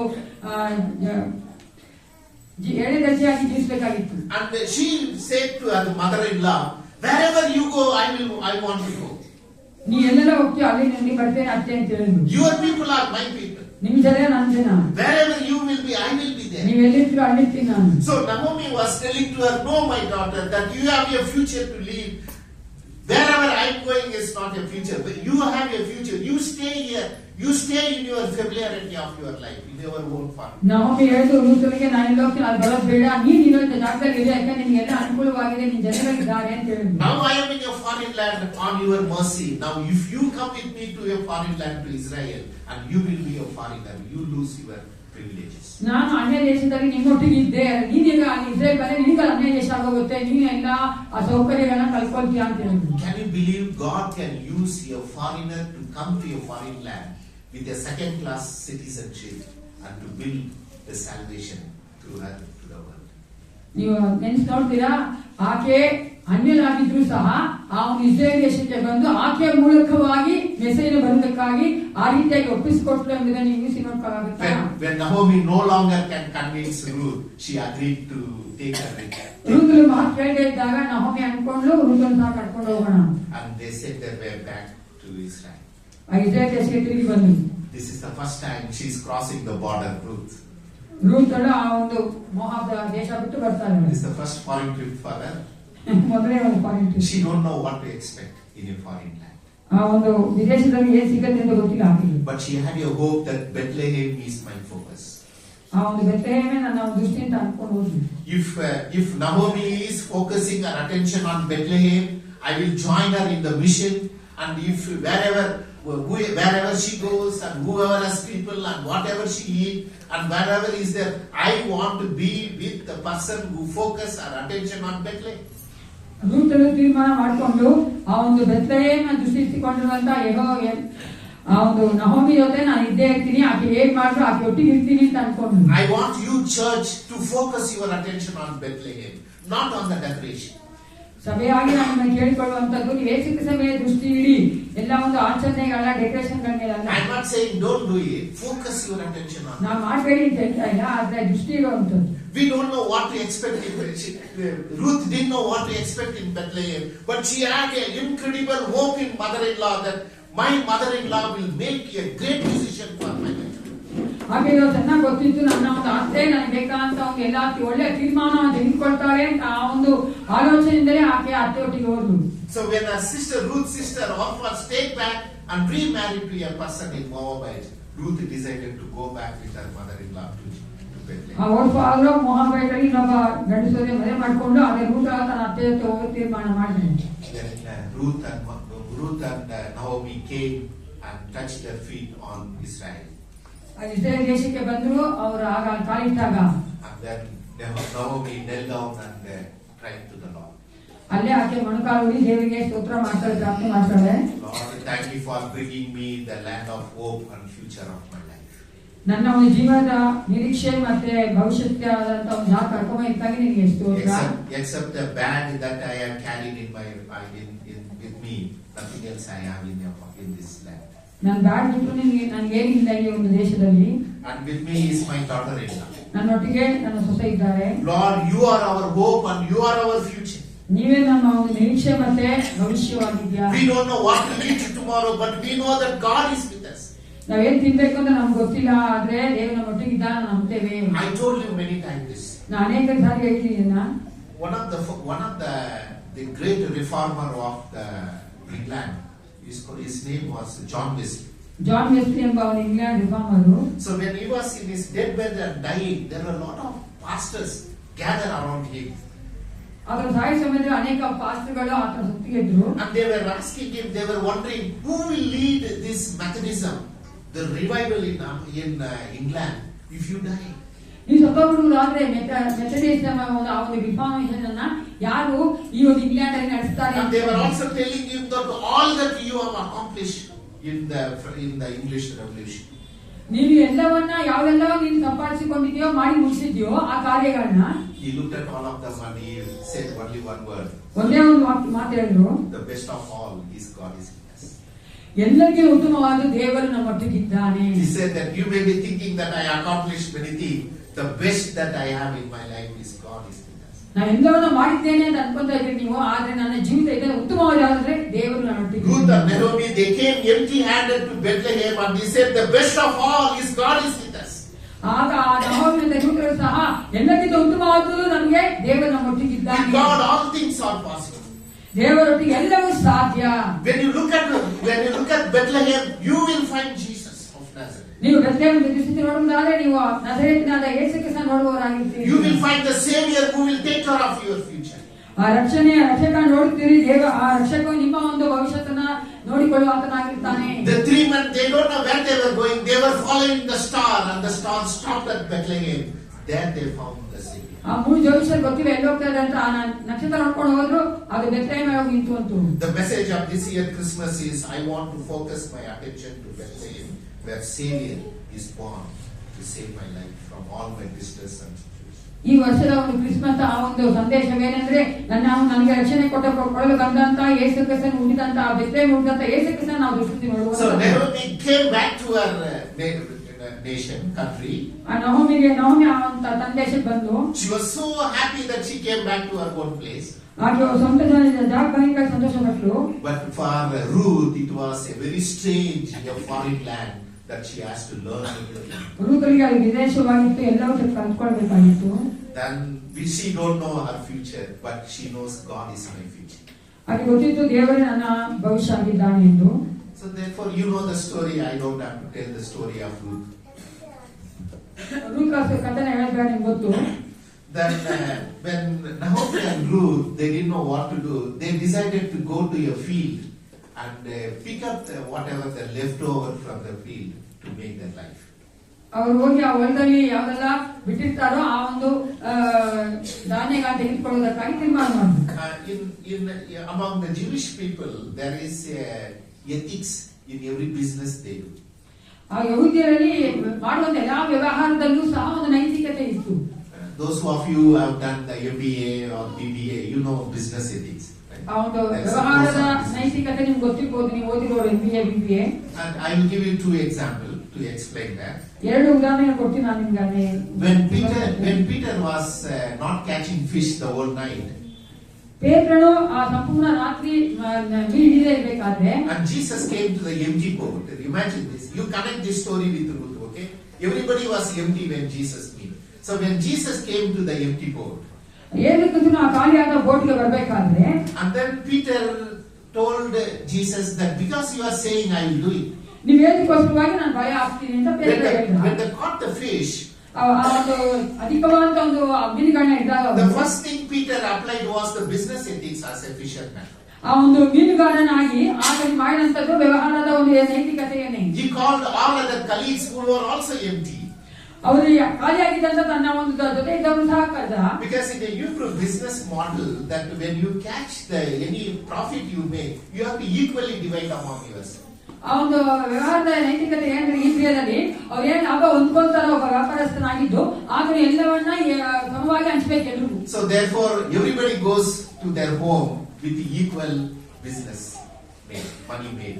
ಯಾಕಂದ್ರೆ ಅವರೆಲ್ಲರೂ ಸಹ ವ್ಯವಹಾರದ ಬಂದಂತ ಹಣವನ್ನ ಅವನು ಸಮವಾಗಿ ಎಲ್ಲರ ಜೊತೆ ಇದ್ದವರು ತೆಗೆದುಕೊಂಡು ಹೋಗ್ಬೇಕು. Similarly, if you have your own field and when you harvest, you have to leave some of the harvest field to the poor people who do not have land to pick up the grain. ಅದರಿಂದ ಹೊಲದಲ್ಲಿ ನೀವು ಬೀಜ ಬಿತ್ತು ಬೆಳೆ ತೆಗೆದುಕೋಬೇಕಾದ್ರೆ ಎಲ್ಲಾ ಬೆಳೆಯನ್ನ ಕೊಯ್ದು ಸ್ವಲ್ಪ ಬಿಟ್ಟಿರ್ಬೇಕು. ಯಾಕಂದ್ರೆ ಯಾರಿಗೆಲ್ಲ ಅವ್ನು ನೆಲ ಇಲ್ವೋ, ಬಡವರಾಗಿರ್ತಾರೋ, ದೀನರಾಗಿರ್ತಾರೋ ಅವ್ರನ್ನ ತೆಗೆದುಕೊಳ್ತಾರಲ್ಲ. So Naomi told the Ruth, can you go and find a field where is the harvest time, that pick up some leftover grains for us to eat. ಅದೇ ತರ ನಹೋಮಿ ರೂಪಿಗೆ ಹೇಳ್ತಾರೆ, ಆ ರೀತಿಯಾಗಿ ಬಿಟ್ಟಿರುವಂತ ಆ ಒಂದು ಬೆಳೆಗಳನ್ನ ತೆಗೆದುಕೊಂಡು ಬಂದು ಧಾನ್ಯಗಳನ್ನ ತೆಗೆದುಕೊಂಡು ಬರೋದಕ್ಕೆ ಒಂದು ಒಳಕ್ಕೆ ಹೋಗುವಂತ. Friends, you know that when we are with God, when we live in faith, that emptiness of our life is a blessing. ನಿಮ್ಗೆ ಗೊತ್ತಾ, ನಮ್ಗೆ ಏನು ಇಲ್ಲ ಅಂತ ಅನ್ಕೋಬೇಕಾದ್ರೆ ದೇವರ ಆಶೀರ್ವಾದ ಇರ್ತದೆ ಎಂದು. You know, I was telling to somebody last week, the more I give, the more I receive. ನಾ ಈಗ ಯಾರೋ ಅವ್ರಿಗೆ ಹೇಳ್ತಾ ಇದ್ದೆ, ನಾನು ಎಷ್ಟು ಹೆಚ್ಚಾಗಿ ಕೊಡ್ತೀನೋ ಅಷ್ಟು ಹೆಚ್ಚಾಗಿ ನಾವು ಅನ್ಕೊಳ್ತೀನಿ. You know, you learn this technique that the more you give to God, the more blessing you will receive. ಅದೇ ನೀವು ಕಲ್ತ್ಕೊಳ್ಳೋದಾದ್ರೆ ನೀವು ಎಷ್ಟು ಹೆಚ್ಚಾಗಿ ದೇವರು ಕೊಟ್ಟು ಅಷ್ಟು Because ಹೆಚ್ಚಾಗಿ Ruth ನೀವು was not ಕೊಡ್ತೀರಾ. interested in remarrying. Ruth was not interested in her own God. Ruth was not interested in Moab. Ruth was interested in Bethlehem, where her mother-in-law was going. Her focus, her attention was the Savior in Bethlehem. ಲೋಕದಲ್ಲಿ ಯಾವುದು ಬೇಡವಾಗಿತ್ತು ಹಾಗೆ ಬೇಕಾಗಿತ್ತು ಒಂದು ಅತ್ತೆ ಒಟ್ಟಿಗೆ ಬೆತ್ತಲೆಯಲ್ಲಿ ಲೋಕ ರಕ್ಷಕ ಇರುವಂತಹ ಜಾತಿ ಹೋಗ್ಬೇಕು. When she was picking the leftover grains in the field belongs to someone else. ಬೇರೆಯವರ ಒಂದು ಹೊಲದಲ್ಲಿ ಹಾಕಿ ಆ ಒಂದು ಧಾನ್ಯಗಳನ್ನ ಆಯ್ಕೊಂತ ಇದ್ರು. And she became owner later. ನಂತರ ಅದಕ್ಕೆ ಆಕೆ ಓನರ್ ಆಗಿತ್ತು. Because she married the same owner who owned the land. Boaz. ಯಾರಿಗೆ ಆ ಒಂದು ಹೊಲ ಇತ್ತು, ಬೋವಾಜನ ಆ ಒಂದು ಹೊಲಕ್ಕೆ ಆಕೆ ಒಡತಿ ಆದ್ನು. And then she gave birth to a beautiful son. ಆಕೆ ಒಂದು ಸುಂದರವಾದ ಗಂಡು ಮಗುವಿಗೆ ಜನ್ಮ ಕೊಟ್ಟರು. Can anyone know his name? ಯಾರಿಗೆ ಗೊತ್ತಾ ನಿಮ್ಗೆ ಆ ಹೆಸರು?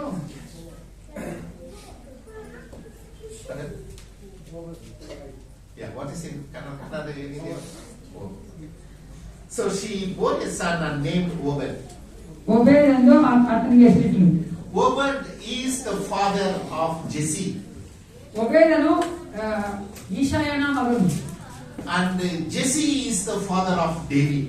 ಈಶಾಯನು ದಾವೀದನ ತಂದೆ. And in David's lineage is the son Jesus Christ was born. ದಾವೀದನ ಆ ಒಂದು ವಂಶದಲ್ಲಿ ಯೇಸು ಕ್ರಿಸ್ತನು ಹುಟ್ಟಿದನು.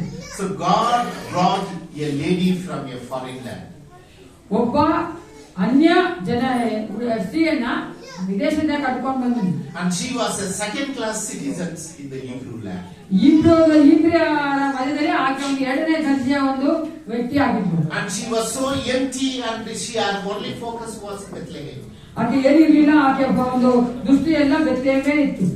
She never knew what the future will hold for her. ಆಕೆ ಗೊತ್ತಿಲ್ಲ ಭವಿಷ್ಯದಲ್ಲಿ ಏನ್ ಸಿಗುತ್ತೆ ಆಕೆಗೆ. But she only knew that the Naomi's God is a true God. ಹಾಗೆ ಗೊತ್ತಿದ್ದು ನಹೋಮಿಯ ಒಂದು ದೇವರು ನಿಜವಾದ ದೇವರು. And she became very faithful to Naomi. ಆಕೆ ನಹೋಮಿಗೆ ನಂಬಿಗಸ್ತರಾಗಿದ್ಲು. When Naomi was in a difficult time of understanding God and lost the relationship with God. ದೇವರೊಟ್ಟಿಗೆ ಸಂಬಂಧ ಕಳೆದುಕೊಂಡಂತ ಸಮಯದಲ್ಲಿ, ದೇವರ ಅರ್ಥ ಮಾಡಿಕೊಂಡ ಸಮಯದಲ್ಲಿ ನಹೋಮಿಗೆ ಆಕೆ ಜೊತೆಯಾಗಿದ್ಲು. Ruth played a vital role in fixing the faith of Naomi back to God. ಆ ರೂತಳು ನಹೋಮಿಗೆ ತಿರುಗಿ ಆ ದೇವರೊಟ್ಟಿಗೆ ಸಂಬಂಧ ಬರೋದಕ್ಕೆ ಸಹಾಯ ಮಾಡುವಂತವಾಗಿದ್ಲು. Though she did not believe in God Yahweh, she helped her to understand how Yahweh is very important for her life and how Bethlehem is very focused in that future. ಆ ಒಂದು ದೇವರು ಎಷ್ಟು ಮುಖ್ಯ ಮತ್ತೆ ಬೆತ್ಲೆಹೇಮ್ ಎಷ್ಟು ಮುಖ್ಯ ಆಕೆಯ ಜೀವಿತಕ್ಕೆ ಎಂಬುದನ್ನು ತೋರಿಸಿಕೊಳ್ಳುವುದರಲ್ಲಿ ರೂತ ಒಂದು ಪಾತ್ರ ವಹಿಸಿದ್ರು. So God used these two widow women to bring Jesus Christ to this earth. ಈ ಎರಡು ವಿಧವೆಯ ಹೆಂಗಸರನ್ನ ದೇವರು ಯೇಸು ಕ್ರಿಸ್ತ ಇವಾಗ ಕರ್ಕೊಂಡು ಬರೋದಕ್ಕಾಗಿ ಯಾವ ರೀತಿಯಾಗಿ ಉಪಯೋಗಿಸಿಕೊಂಡ ನೋಡ್ತೇವೆ. Can you imagine the message of Christmas? ಆ ಒಂದು ಕ್ರಿಸ್ಮಸ್ ಸಂದೇಶವನ್ನು ನೀವು ಅರ್ಥ ಮಾಡ್ಕೊಳ್ತೀರಾ? If God can use two people who had nothing to eat in a foreign land. ಆ ಇಬ್ಬರು ಸ್ತ್ರೀಯರಿಗೆ ಆ ಒಂದು ವಿದೇಶದಲ್ಲಿ ಏನಿಲ್ಲ ತಿನ್ನೋದಿಕ್ಕೆ. The two ladies who believed that their life is gone and all their life is shattered and gone. ಎಲ್ಲ ಆ ಹೆಂಗಸರಿಗೆ ಏನೂ ಇರಲಿಲ್ಲ, ಅವ್ರ ಜೀವಿತ ಎಲ್ಲ ಚೆದರೋಗಿತ್ತು. But the only commitment they had is to focus on Bethlehem. ಅವ್ರಿಗಿದ್ದಂತ ಒಂದೇ ಒಂದು ಕಾರ್ಯ ಏನಾಗಿತ್ತಂದ್ರೆ ಬೆತ್ಲೆಹೇಮ್ ಅನ್ನು ದೃಷ್ಟಿ ನೋಡುವಂಥದ್ದು. And when they began to leave everything for the sake of coming and finding the Messiah in Bethlehem. ಆ ಒಂದು ಮೆಸ್ಸಿಯನಾದ ಯೇಸು ಕ್ರಿಸ್ತನ ಬೆತ್ಲೆಹೇಮಲ್ಲಿ ಕಾಣೋದಕ್ಕಾಗಿ ಅವರೆಲ್ಲವನ್ನ ಬಿಟ್ಟು ಬಂದರು.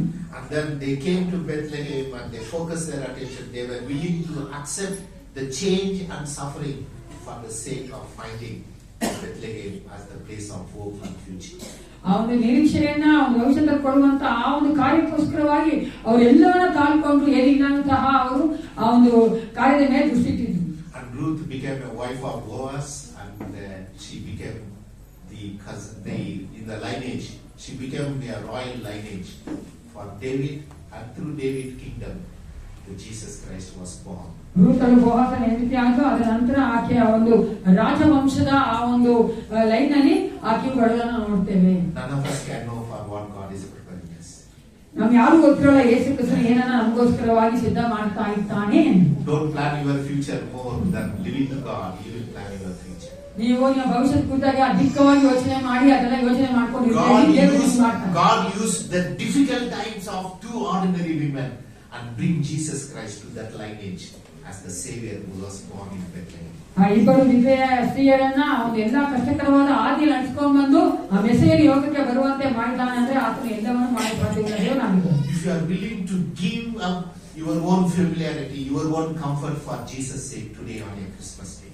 ಈ ಒಂದು ಕ್ರಿಸ್ಮಸ್ ದಿವಸದಲ್ಲಿ ನಿಮ್ಮ ಎಲ್ಲ ಅನುಕೂಲವಾದ ಕಾರ್ಯಗಳನ್ನ ನೀವು ಚೆನ್ನಾಗಿರುವಂತ ಎಲ್ಲಾ ಕಾರ್ಯಗಳನ್ನ ದೇವರಿಗಾಗಿ ಬಿಟ್ಟು ಕೊಡುವುದಾದ್ರೆ, if you are willing to focus your attention to Bethlehem, ನಿಮ್ಮ ಒಂದು ದೃಷ್ಟಿಯನ್ನ Bethlehem ಇರುವುದಾದ್ರೆ, God can use you to bring salvation to many people in this world. ನಿಮ್ಮ ಮೂಲಕವಾಗಿ ಈ ಲೋಕದಲ್ಲಿ ಅನೇಕ ರಕ್ಷಣೆಗೆ ಬರುವುದಕ್ಕಾಗಿ ದೇವರು ಉಪಯೋಗಿಸಿಕೊಳ್ಳುವ ಆತನಾಗಿದ್ದಾನೆ. If God can use your two widows to come to the Jerusalem with empty, to Bethlehem with empty in their hand, God bless them to bring the lineage of Jesus Christ. ಏನಿಲ್ಲದೆ ಬಂದಂತಹ ಸ್ತ್ರೀಯರ ಮೂಲಕವಾಗಿ ಆ ಒಂದು ಯೇಸು ಕ್ರಿಸ್ತನ ವಂಶಾವಳಿಯಲ್ಲಿ ಬರುವಂತೆ ದೇವರು ಮಾಡಿದ್ದಾನೆ ಅಂದ್ರೆ ನಮಗೂ ಸಹ ಮಾಡುವ ಆತನಾಗಿದ್ದಾನೆ. ಪ್ರಾರ್ಥನೆ ಮಾಡಿಕೊಳ್ಳೋಣ. We remain silent for a few seconds. ನಾವು ಕೆಲ ಕ್ಷಣಗಳು ಮೌನವಾಗಿರೋಣ. Let us tell to God, Lord, I want to focus today my attention on Bethlehem. ನಾನು ಈ ದಿನ ಅವನ ಬೆತ್ಲೆಹೇಮಿಗೆ ನನ್ನ ಒಂದು ದೃಷ್ಟಿಯನ್ನು ಹರಿಸ್ತೇನೆ. When three wise men focused their attention to the star, it led them to Bethlehem. ಯಾವ ರೀತಿಯಾಗಿ ಆ ಮೂರು ಜೋಯಿಷರು ಆ ನಕ್ಷತ್ರವನ್ನೇ ನೋಡ್ಕೊಂಡು ಹೋದ್ರು, ಆಗ ಅವರು ಬೆತ್ಲೆಹೇಮಿಗೆ ನಡೆಸಿದ್ರು. When the shepherd people they went to Bethlehem, they found Jesus. ಅವರು ಬೆತ್ಲೆಹೇಮಿಗೆ ಹೋದಾಗ ಅವರು ಯೇಸು ಕ್ರಿಸ್ತನ ಕಂಡುಕೊಂಡ್ರು. And when Ruth and Naomi, Lord, when they looked at Bethlehem, they found future and hope. ನಹೋಮಿ ಮತ್ತೆ ರೂತರು ಯಾವಾಗ ಬೆತ್ಲೆಹೇಮ್ ದೃಷ್ಟಿಸಿ ನೋಡಿದ್ರು, ಅವರಿಗೆ ನಿರೀಕ್ಷೆ ಮತ್ತೆ ಭವಿಷ್ಯತ್ತು ಕಾಣಿಸ್ತು. Lord, being from here, we want to focus our eyes to Jesus Christ, the Savior of this world. ಈ ಲೋಕ ರಕ್ಷಕನಾದ ಯೇಸು ಕ್ರಿಸ್ತನಲ್ಲಿ ನಾವು ದೃಷ್ಟಿಯನ್ನು ಇರುವವರಾಗಿದ್ದೇವೆ. Lord, we are ordinary people. Sometimes we can be a second class citizen. Lord, we are underprivileged people. ನಾವು ಸಾಧಾರಣವಾಗಿದ್ದೇವೆ, ನಾವು ಕೀಳಾಗಿರುವಂತ ಮಕ್ಕಳಾಗಿದ್ದೇವೆ. We are nobody in this world now. ನಾವು ಈ ಲೋಕದಲ್ಲಿ ಏನಾಗದವರಾಗಿದ್ದೇವೆ. But today, Master, that we want to be a channel of blessings for someone to find the Savior in Bethlehem. Use us, Lord, like you used the Moabites, the Ruth and Naomi. ನಹೋಮಿ ರೂತರನ್ನು ಉಪಯೋಗಿಸಿದ ಹಾಗೆ ನಮ್ಮನ್ನು ಸಹ ಉಪಯೋಗಿಸಿ ಯಾರಿಗಾದ್ರೂ ನಮ್ಮ ಮೂಲಕವಾಗಿ ರಕ್ಷಣಾ ಮಾರ್ಗದಲ್ಲಿ ಬರುವಂತೆ ಒಂದು ಸಹಾಯ ಮಾಡು. We want to tell to you, Lord, wherever you go, we will go. Whoever is your people are my people. ನೀವು ಹೇಳ್ತೀರೋ ಅಲ್ಲಿ ಹೋಗ್ತೀವಿ, ನಿಮ್ಮ ಜನಗ ನಮ್ಮ ಜನಗ ಹೇಳುವಂತೆ ಮಾಡು. Help us, Lord, to understand Christmas is all about the mission of communicating the Savior has come to this world. ಈ Christmas ಅನ್ನುವಂಥದ್ದೇ ಲೋಕ ರಕ್ಷಕನು ಈ ಲೋಕಕ್ಕೆ ಬಂದಾನೆ ಅಂತ ಹೇಳುವಂತ ಒಂದು ಸೇವೆಯಾಗಿದೆ ಅಂತ ತಿಳಿದುಕೊಳ್ಳುವಂತೆ ಮಾಡು. With all our celebration, Lord, help us to focus our attention to Bethlehem.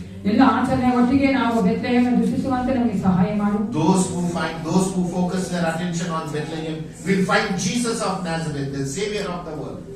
ಯಾರೆಲ್ಲ ಬೆತ್ಲೆಹೇಮ್ ದೃಷ್ಟಿ ನೋಡುತ್ತಾರೋ ಅವರಿಗೆ ಲೋಕ ರಕ್ಷಕನಾದ ಯೇಸು ಕ್ರಿಸ್ತನು ಕಾಣುತ್ತಾನೆ ಎಂಬುದನ್ನು ಅರ್ಥ ಮಾಡಿಕೊಳ್ಳುವ ಹಾಗೆ. Lord, help us, Lord, whenever we look the stars, whenever we look the wise man, whenever we look the tree, help us to focus our attention to Bethlehem, the Jesus of Nazareth, the Savior of the world. ಈ Christmas ಎಲ್ಲ ಕಾರ್ಯಗಳನ್ನ ದೃಷ್ಟಿಸಿ ನೋಡಬೇಕಾದ್ರೆ ನಾವು ಅರ್ಥ ಮಾಡ್ಕೊಳ್ಳುವಂತ ಒಂದು ಕಾರ್ಯ ಯೇಸು ಕ್ರಿಸ್ತನ ದೃಷ್ಟಿಸಿ ನೋಡಬೇಕೆಂಬ ಒಂದು ಅಂಶವನ್ನು ನಾವು ತಿಳಿದುಕೊಳ್ಳುವಂತೆ ಮಾಡು. Lord, like you used the Ruth and Naomi, Lord, use us, Lord, mightily, so that we will be a channel of blessings to others to know that Christ is born. Navami ರೂತನ್ನು ಉಪಯೋಗಿಸಿದ ಹಾಗೆ ನಾವು ಸಹ ಅನೇಕರು ನಿನ್ನ ಯೇಸು ಕ್ರಿಸ್ತನ ಕುರಿತಾಗಿ ತಿಳಿದುಕೊಳ್ಳುವಂತೆ ನಮ್ಮನ್ನು ಒಪ್ಪಿಸಿಕೊಟ್ಟು ಅವನ ಆಶೀರ್ವಾದದಾಯಕವಾಗುವಂತೆ ಮಾರ್ಪಡಿಸು. What is not possible with man is possible with God. ಮನುಷ್ಯರಿಂದ ಅಸಾಧ್ಯವಾದ ದೇವರಿಂದ ಸಾಧ್ಯ ಉಂಟು. Ruth said this word, Lord. ರೂತನು ಈ ರೀತಿಯಾಗಿ ಹೇಳಿದ್ರು. Mary said this word. Mary said this word to you. ಮರಿಯ ತಾಯಿ ಮಾತುಗಳನ್ನು ಹೇಳಿದ್ರು. So today, Lord, we want to say that what is not possible with man is possible with Jesus. ನಾವು ಸಹ ನಿಮಗೆ ಹೇಳ್ತೇವೆ, ಮನುಷ್ಯರಿಂದ ಆಗದೇ ಇರುವುದು ಯೇಸು ಕ್ರಿಸ್ತನಿಂದ ಆಗ್ತದೆ.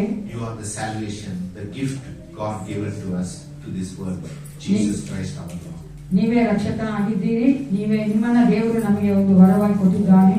We focus our attention to Bethlehem, Lord, today. ಈ ದಿನದಲ್ಲಿ ನಾವು ಆ ಬೆತ್ತಲೆಯನ್ನು ದೃಷ್ಟಿಸುತ್ತೇವೆ. Jesus name we pray. ಯೇಸು ಕ್ರಿಸ್ತನ ನಾಮದಲ್ಲಿ ಪ್ರಾರ್ಥಿಸುತ್ತೇವೆ. ಆಮೆನ್. ಎರಡು ಎದ್ದುಕೊಳ್ಳೋಣ.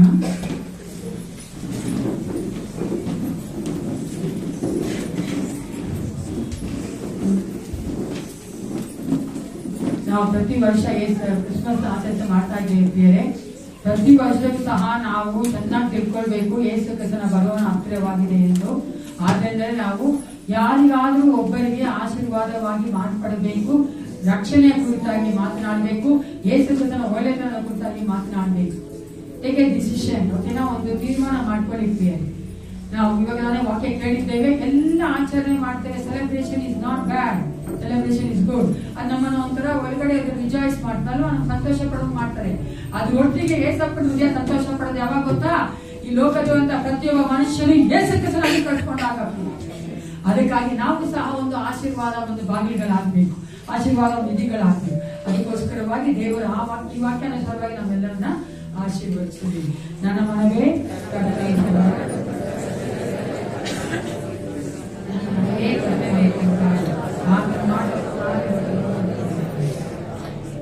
ನಮ್ಮ ಕರ್ತಾದ ಯೇಸು ಕ್ರಿಸ್ತನ ಕೃಪೆಯು, ತಾಯಿ ದೇವರ ಪ್ರೀತಿಯು, ಪರಿಶುದ್ಧಾತ್ಮ ಅನ್ಯೋನ್ಯತೆಯು, ಸಹವಾಸವು, ಸಹಾಯವು ಸದಾಕಾಲ ನೆರವೇರಲಿ. Let Jesus bless you and your family.